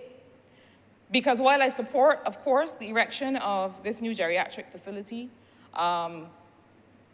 close as it does or is intended to lay to the Botanical Gardens that we all enjoy, I am a St. Michael Member of Parliament, sir. And I have the challenge of having very small spaces that we have to make use of. I have the challenge of having issues in St. Michael South Central, and we've all spoken about these, we do have a challenge with dilapidated and decrepit structures that I know the various ministries are seeking to address and have begun addressing in my own constituency, but that takes up real estate that could be put to good purpose.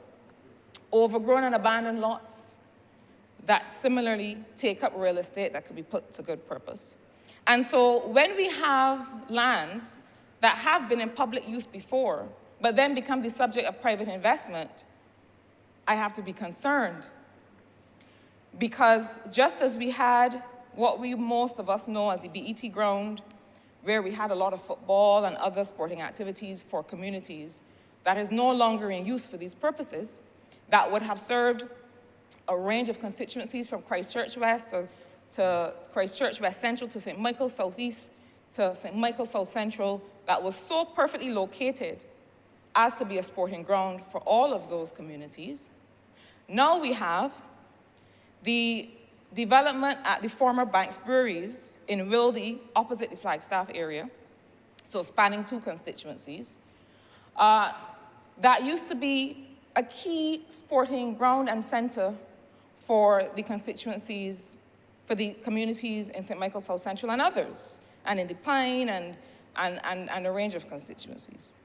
And I think that we have seen, certainly in my time that I had the privilege of spending, having some responsibility for planning and development, physical planning and development in the country, that we've been able to make use of planning gains. So the mechanism by which, if a private developer comes and is seeking to make an investment, we discuss with that private developer what are some of the public investments that you can make to offset the ecological and other footprint that you're having in the country, meaning you are benefiting from limited public space and public land and many other assets of this country. How will the people in this community and the immediate surroundings therefore benefit from the fact of you coming to make a private investment here? And so the site that is now being developed along Wildy Main Road, the former Banks Breweries, we encourage the investment, we encourage the development. We know that this kind of economic activity means money in people's pockets, either during the construction or during its operation as a commercial center. We would also like to encourage, and I make this appeal from this place today, that we use the tools available to government to discuss with private developers ideas such as having that Banks playing ground remain available to the public of Barbados in some ways so that we can continue to have the kinds of community-based sporting activities that mean young people are able to recreate, they're able to belong to a sporting club, they're able to belong to something, they're able to have a home that they can go to know that football is going to be playing here on a Tuesday and a Thursday. And if there's something happening at home that I don't want to be a part of, I'm going to come here and do a little football scrimmage or come and do some training or something of that sort. We have to be careful to maintain certain public spaces or certain grounds for the purpose of sporting and other recreational activity. Now, sir, right now, we have a Barbados Football Premier League. I have the distinction of being from a constituency that has the 2 teams at the top of that league. Weymouth Fields FC, Britons Hill FC. I'm gonna have to do like the mother in the Super Bowl who had a son on each team. Chiefs and Eagles, half green and half red jacket she had on when she was watching the Super Bowl, because that's how I may have to show up to the final. But I say that to say that Weymouth Wales at one time had 10 players on a Barbados national team in this country. Weymouth Wales has continued to distinguish itself, as has Brennan's Hill and others. Quakers Road, Schilling Square, Your Honor, you will know well, as football clubs. But Weymouth Wales, regrettably, does not have a home ground today. I remember you used to play on Weymouth B or Weymouth C. Exactly so. Thank you, sir, for making my job a little bit easier. Because they used to play on Weymouth B. Right. But Weymouth B is now, Part of you thing again also. yes, is now, we're hoping with the help of the member for St.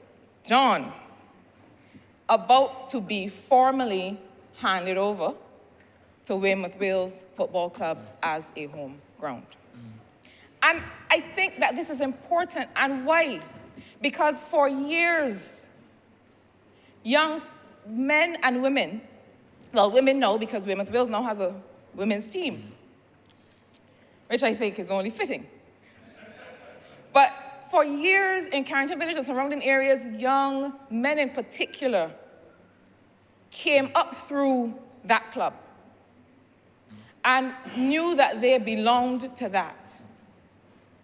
Knew that if they would go to Weymouth B or C, as you say, sir, or even in some cases be able to train on the Gully Hill back in the day, and know that that was where they could get out that energy and get out that frustration and talk to their friends and feel a part of something. And if we do not hold on to some of these grounds and make sure that they serve a purpose which meets our objectives, the objectives that the member for the city of Bridgetown has so clear in terms of making sure that young people stay engaged so that they do not end up in other activities. If we don't do that, if we don't use the tools of planning that are available to us to say to developers, listen, I understand that you have this property and that you're going to use 3/4 of it for this development.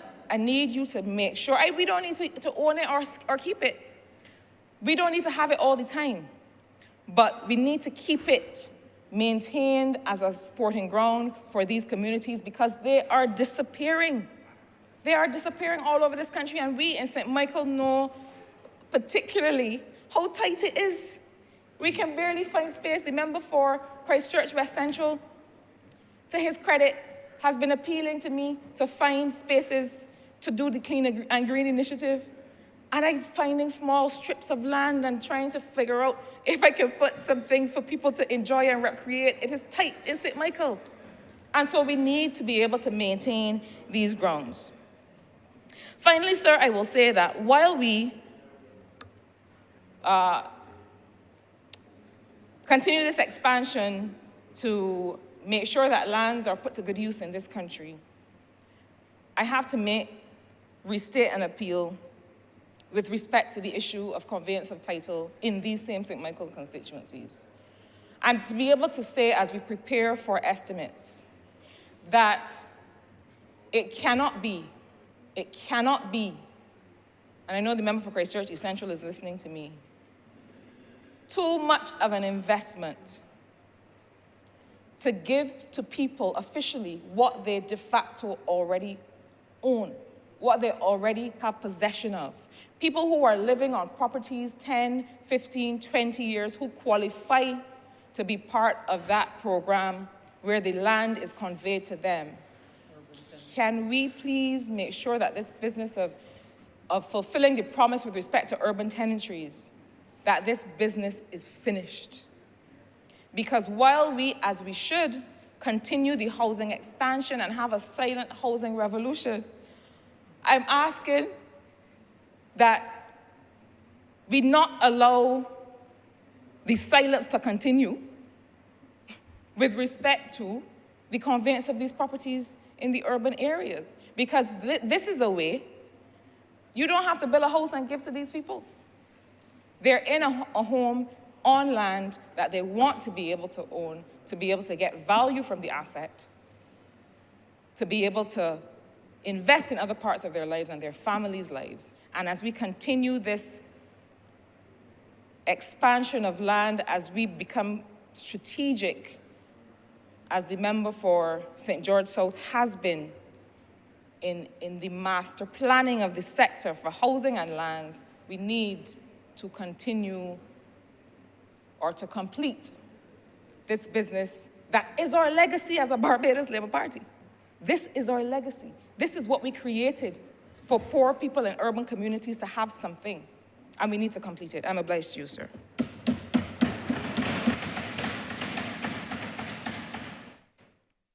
Honourable member, send yourself. Thank you, Mr. Speaker. I rise to bring closure to this debate and basically to just make a few comments in listening to my colleagues who spoke. And first, let me thank the member for St. Michael South, who brought the philosophical grounding, brought us back to earth with respect to the holistic approach to elderly care, and to say to the Lord Chamber and to Barbadians that the hospital is a small part of a bigger elderly care plan. And while I start there, because he also made mention, I don't think he made it on the floor of the House this morning, the fact that a lot of work went into the design, and I thank the member for Christchurch West, who went into the micro plans and the details of the hospital itself. And the fact that he started this process as former Minister of Housing, I too want to thank him for his vision as part of this team. But what the member for St. Michael South mentioned, he didn't do it on the floor of Parliament, but I recognize that there was some social workers who weighed in on this design and in terms of the whole aspect of the location and what this hospital should look like. And if one thought that consultation was only along the social partnership, but we recognize that in terms of caring for the elderly, the social workers weighed in heavily on the design, the construction, what they saw as some of the challenges with the old geriatric hospital. And I recognize both the member for St. Michael East and the member for Christchurch West spoke about the open design and the arcade systems that we have at Beckles Road. So I want to thank you, the member for St. Michael South, and your team for weighing in. And I stick, as I close, on the whole holistic approach to elderly care. And again, not only should we be focusing on the geriatric hospital, but focusing on what I called earlier and what the member for St. Michael South spoke about, and also St. Michael East, community-based care in the elderly policy that will come before this House shortly. The age-in-place policy, I think that's the name. And I want to thank you, member, because a lot of work. Also, the member for the city had a little part to play in it as well when he came into office. And we can't forget you, member for the city, because that's how we work as a team. And I know for the little time that you spent there, you too would have weighed in on what you saw as a social worker as well. So I too want to thank you, member for the city. Government just allocated some $3 million to fix the Vauxhall and the Lancaster senior villages. And, you know, these items that I just mentioned, they are all part of the holistic approach and the bigger picture to elderly care in this country. And when you listen to the member, I'm not that member for St. Michael South. He's a social worker, trained at the highest level. And indeed, he brings to this table a level of expertise that I don't think none of us, besides the member, the person sitting in the chair as the speaker, as well, he has that level of expertise as well. And also the member for St. Michael's Southeast as well. South Central, sorry. Some of the challenges that the member for South Central mentioned, and I will end off on the whole transfer of lands within the urban corridor, tenantry lands. That is a work in progress, part of the Ministry of Housing Land Administration policy. And I must say to her, we can say to the people of St. Michael, very soon, in the next financial year, we will have most, if not all, of those lands within the urban corridor and the rural corridor as well transferred to those persons so that they can go to the bank with a title deed and borrow money or say to you, this is my rightful property, and that is what is lacking in this country. Persons have no assets on which they can build upon. And I think those are some of the things that the member for St. Michael South Central spoke about. So, Mr. Speaker, again, this hospital will be a state-of-the-art hospital. And I welcome the initiatives that the member for St. Michael's South placed before the House. And I know he would have his say next week in the Well of Parliament during the estimates debate, whether second reading speech or otherwise, to explain to this country what other avenues, whether it is community-based care, the geriatric care, what his ministry is doing as we transition. And we have transitioned because persons over 65, we are seeing an increase in the population, and I mentioned that earlier. So we cannot at all turn a blind eye to that, and we cannot be what I call static with our policies.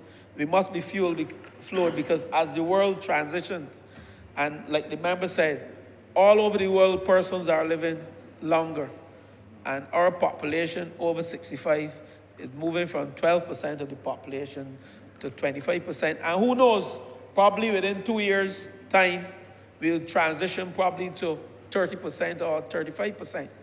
And again, that's why this geriatric hospital, the state-of-the-art hospital, is part of a wider elderly care policy that this government is on a mission to ensure, and to end off, we're on a mission to ensure that Barbados becomes the best place for elderly people to exist, live, work, and enjoy life. And with those few words, Mr. Speaker, I beg that these two resolutions, that this resolution now pass. Honourable member is number 11 on the order paper, actually. Number 11 on the order paper. We have number 10, 11? 10 and 11. Mr. Speaker, This is number 10. 11 and 12. No, we did enough. No, because we had changed that because they had it wrong, so we...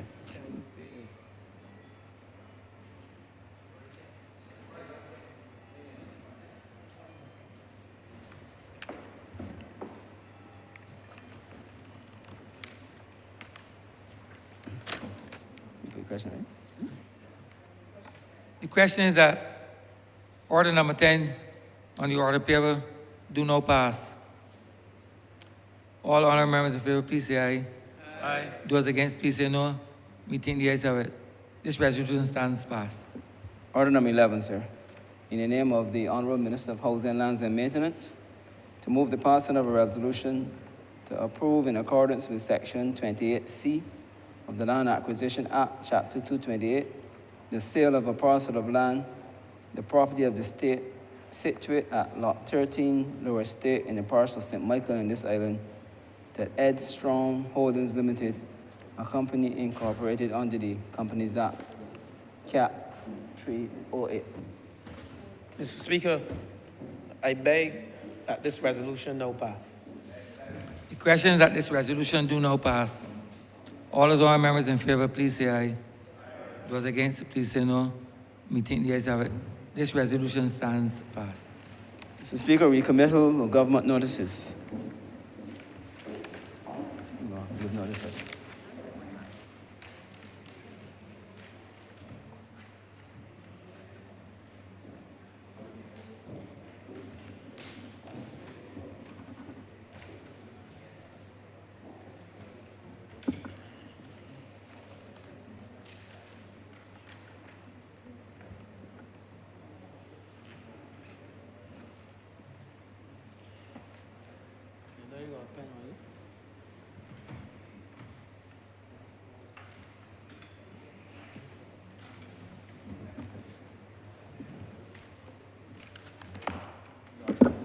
Honourable Leader, Government Business.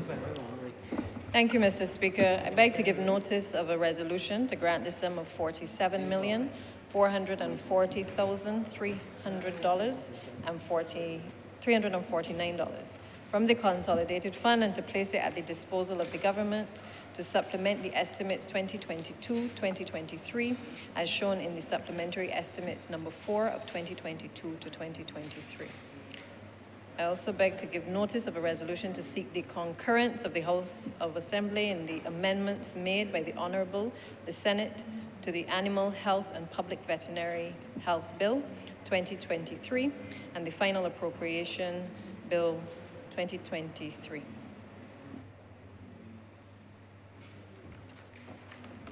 Revert to government business, sir.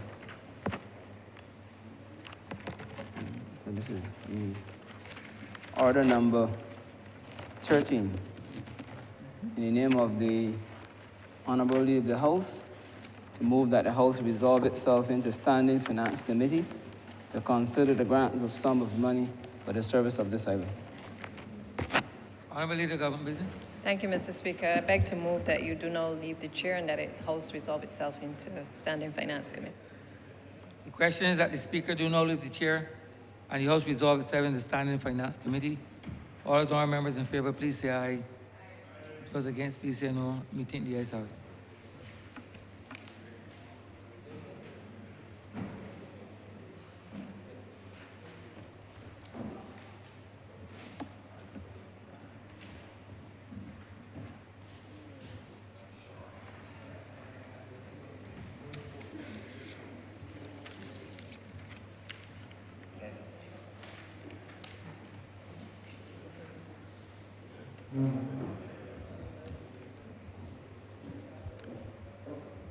This House is now in Standing Finance Committee. Order 13 is, sir. In the name of the Honourable Minister in the Ministry of Finance and Economic Affairs, to move the passing of a resolution to grant the sum of $47,440,339 from the Consolidated Fund and to place it at the disposal of the government to supplement the estimates 2022 to 2023 as shown in the supplementary estimates number 4, 2022 to 2023, which form the schedule to the resolution. Head 13, Prime Minister's Office, in the amount of $3,932,772. Thank you very much, Mr. Chairman. Sorry. Honourable Member for Christchurch. East Central. Thanks, Mr. Chair. My apologies. The order is a little late, so I'll be very brief. You would recall, Ms. Chair, that the government has embarked on a very aggressive program to digitize our records. The sum of monies in relation to the Division of Culture relate to a specific project which is designed to facilitate the digitization of the archives as part of the Reclaiming Our Atlantic Destiny project.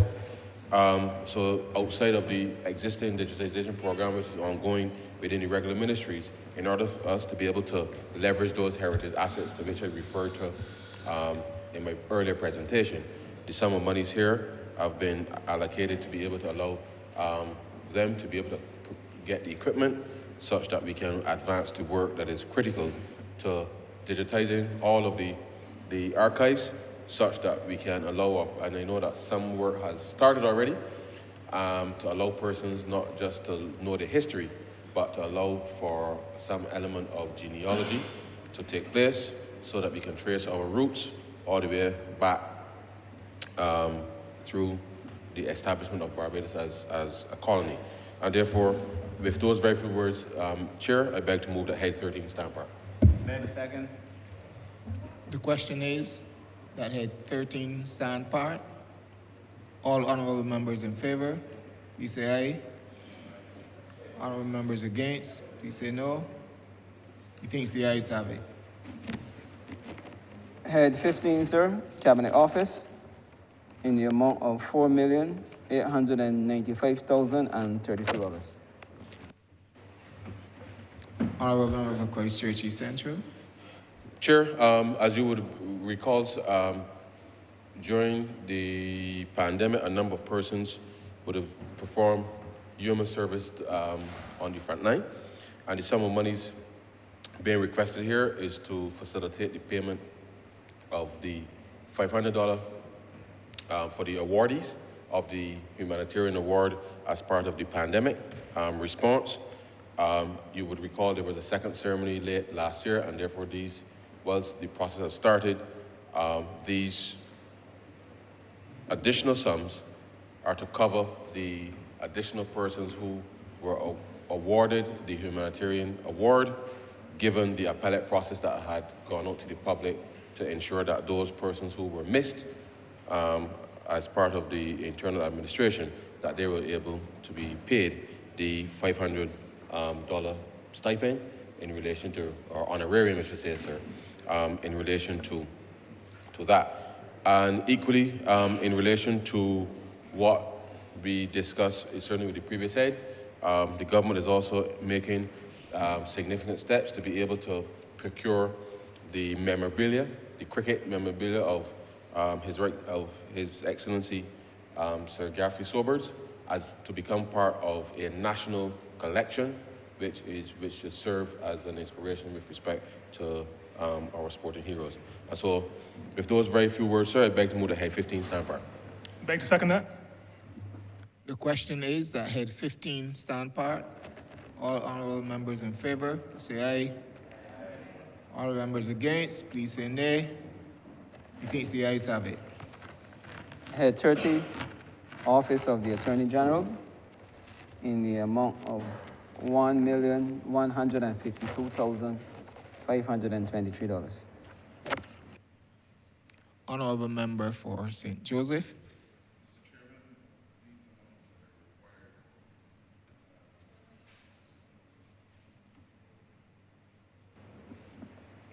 Mr. Chairman, these amounts that are required by the Office of the Attorney General fall under two sub-programs. Firstly is the new sub-program, the crime prevention program, and of course, championed very ably by the member for the city.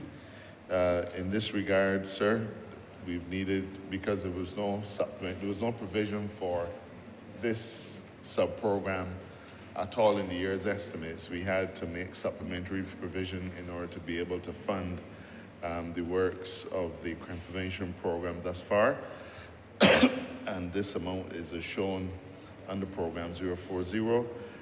The other one, sir, program 244, is required to further finance the operations of the Barbados Police Service. With those words, I beg to move that Head 30 stand part. The question is that Head 30 stand part. All honourable members in favour, say aye. Honourable members against, say no. Methinks the ayes have it. Head 81, sir, Ministry of Transport, Works and Water Resources, in the amount of $23,900,924. Honourable member for St. Michael South East. Thank you, Mr. Chairman. This sub-program, or this head rather, relates to two sub-programs. The first program, 510, sub-program 495, which relates to tenantry roads, in the sum of $3,245,611. It relates to the purchase of machinery and equipment. We are in the process of embarking on a program to do what we consider some shorter roads that are of the length of 100 meters in length across the island. We've already asked a number of the depots to submit a number of the roads across their districts, which for many of the residents in these areas, obviously they have a number of challenges getting out of their houses. These are not the heavily trafficked roads, but there are roads within communities where when people step outside, sometimes especially in heavy weather, and I see you, Mr. Chair, shaking your head and nodding because I know that particularly in your constituency, this will be of great value to your residents there.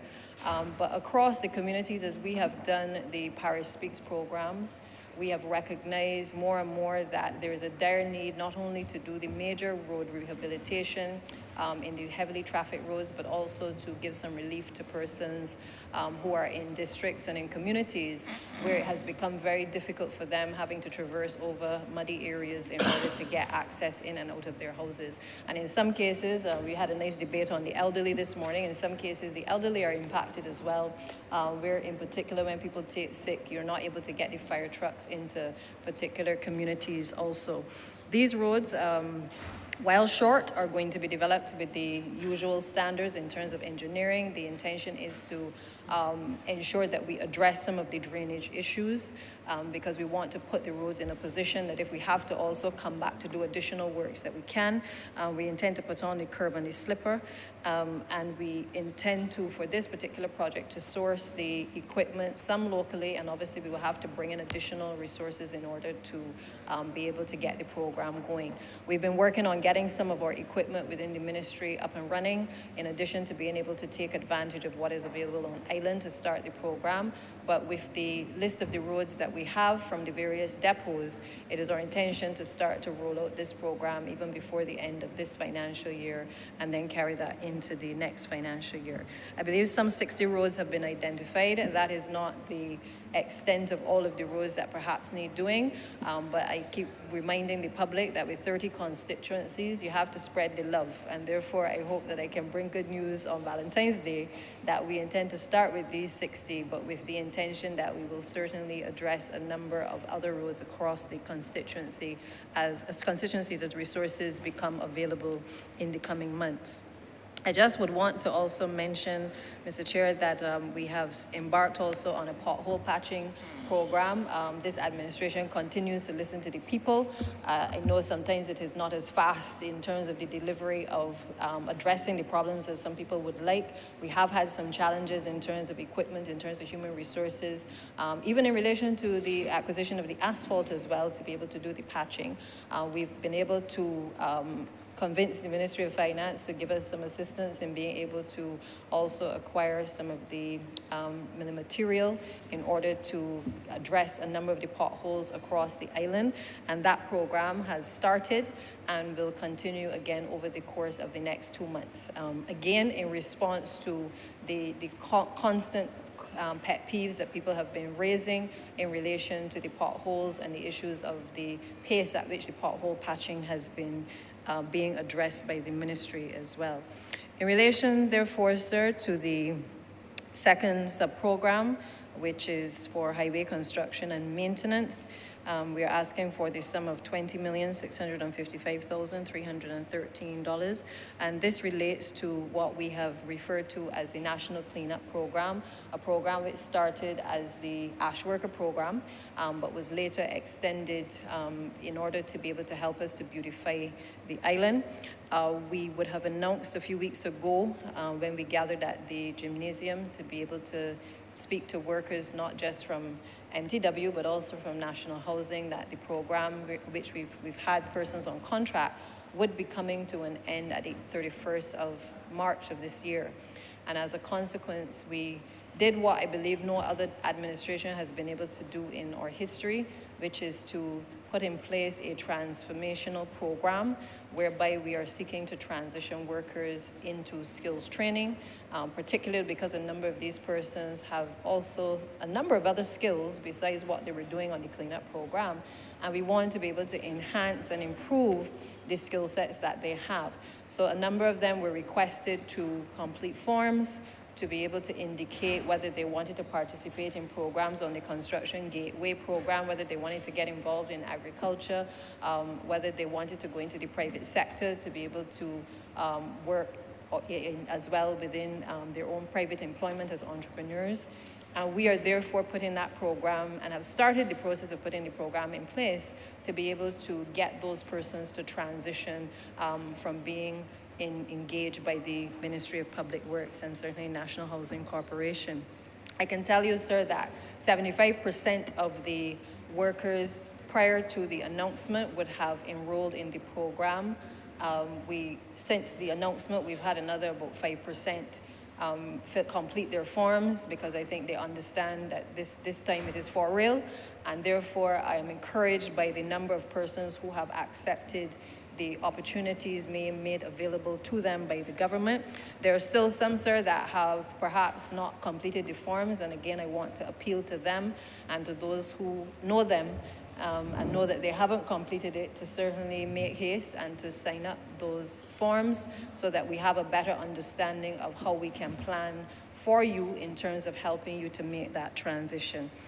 We have started classes, I think, from the following Monday in tree trimming. We've started with electrical installation. We've done skid steer programs. We've done the gabion building, plumbing, and many others, sir, that these persons would have identified that they had an interest in. The contractual letters have gone out to them, notifying them of the end of the program. Formally, we have indicated to them that we are ensuring that payments in relation to national insurance are up to date. We have issued the letters to the majority of them as it relates to those terminations so that they understand their rights and responsibilities on the 31st of March. And we are certainly in discussions with NIS to make sure that we do not have a backlog when the 31st of March come in terms of persons being able to avail themselves of unemployment benefits. We have also made available the benefit of communications company to be able to assist them in this exercise, and that is a work in progress. They can ask a number of their questions and queries to the individuals to help transition them through this process, because we understand that everybody is not at the same level, and therefore we appreciate that we need to, in a sense, hold the hands of the very people who have helped to beautify this country over the course of the last few years. In addition, sir, we have been encouraging and have been encouraged by the private sector in that some of them have come forward, some of the companies have come forward with a view to being able to work with us to transition some of the workers once they have been upskilled. And I just want to say thank you to those of the companies who have basically raised their hand and risen to the challenge to be able to assist us with the transition. Ideally, we want to make sure that the persons are properly trained so that they can make the transition a lot more smoothly into private employment as well. The amount, therefore, Mr. Chairman, is for the payment of salaries for these individuals until the 31st of March of this year.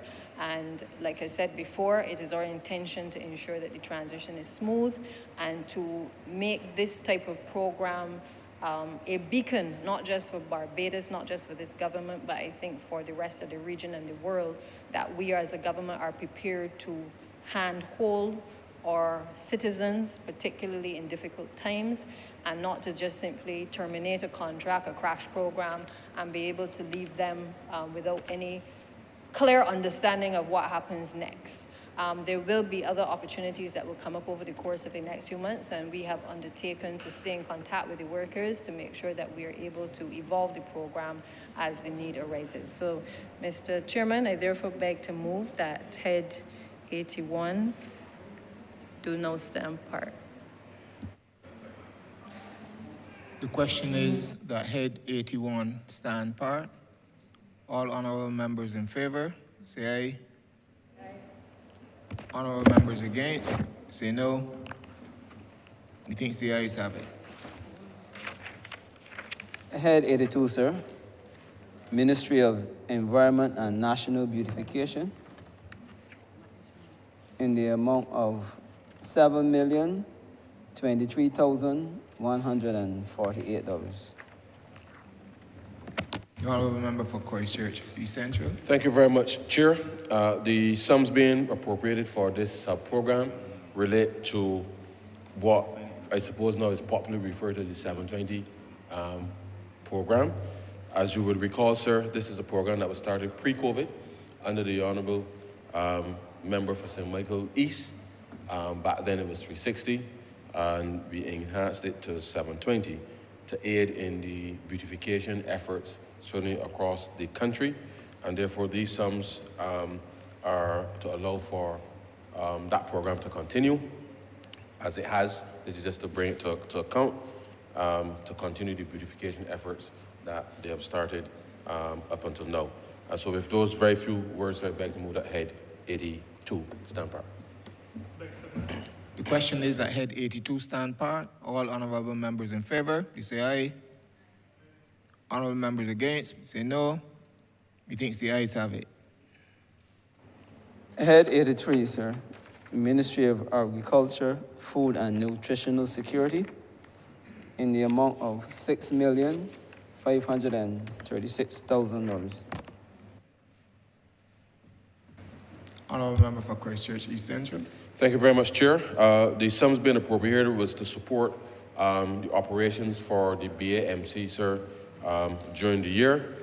5 million of which was specifically related to the capital upgrade of equipment at the Portville factory, which was long overdue, and therefore we expect those repairs to be completed such that ahead of the start of the new sugar crop, that and then knock on wood, sir, that all will go well with respect to the process that will allow us to be able to have a smooth execution of the sugar crop this year. And so with those very few words, sir, I beg to move that head 83 stand part. The question is that head 83 stand part. All honorable members in favor, say aye. Honorable members against, say nay. Methinks the ayes have it.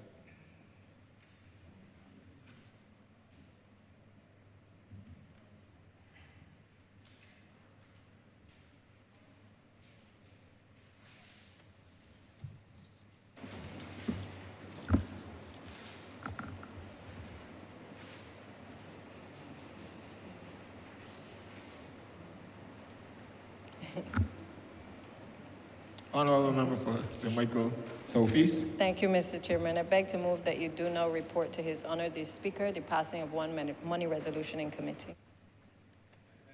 The question is that I do now report His Honor the Speaker the passing of one resolution in committee. All honorable members in favor, please say aye. Honorable members against, please say nay. Methinks the ayes have it.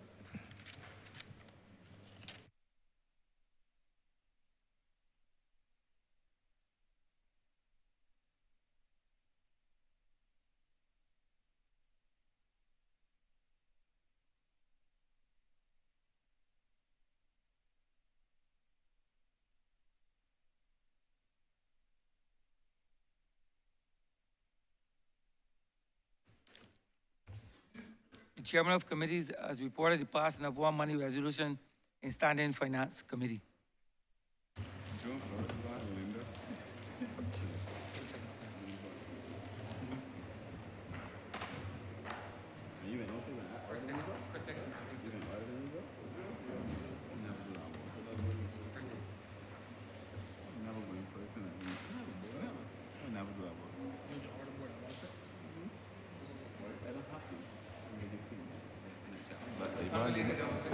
Thank you, Mr. Speaker. I beg to move that this resolution be read a second time.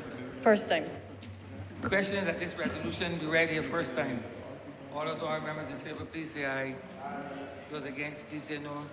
We think the ayes have it. Mr. Speaker, I beg to move that this resolution be read a second time. Seconder. The question is that the resolution be read a second time. All those honorable members in favor, please say aye. Those against, please say no. We think the ayes have it. Mr. Speaker, I beg to move that this resolution be now agreed to. Questions that the resolution be now agreed to. All those honorable members in favor, please say aye. Those against, please say no. We think the ayes have it. This resolution stands passed. Order number 14, sir. In the name of the Honorable Leader of the House, to move the passing of a resolution to seek the concurrence of the Honorable the House of Assembly in the amendments made by the Honorable the Senate to the Animal Health and Public Veterinary Health Bill 2023 and the final appropriation 2021 to 2022 Bill 2023. Honorable Leader of Government Business.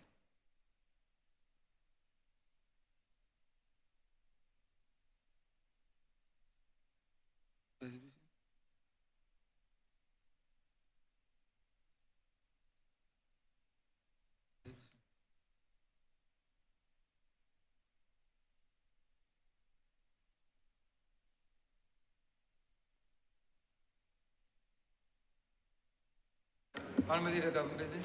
Thank you, Mr. Speaker. As you're aware, this resolution has been sent back to us by the Honourable Chamber of the Senate, and I therefore move that the House agree to the amendments as proposed by the Honourable House. The question is that the Honourable House agree to the amendments made by the Honourable the Senate. All those honourable members in favour, please say aye. Those against, please say no. Me think the ayes have it.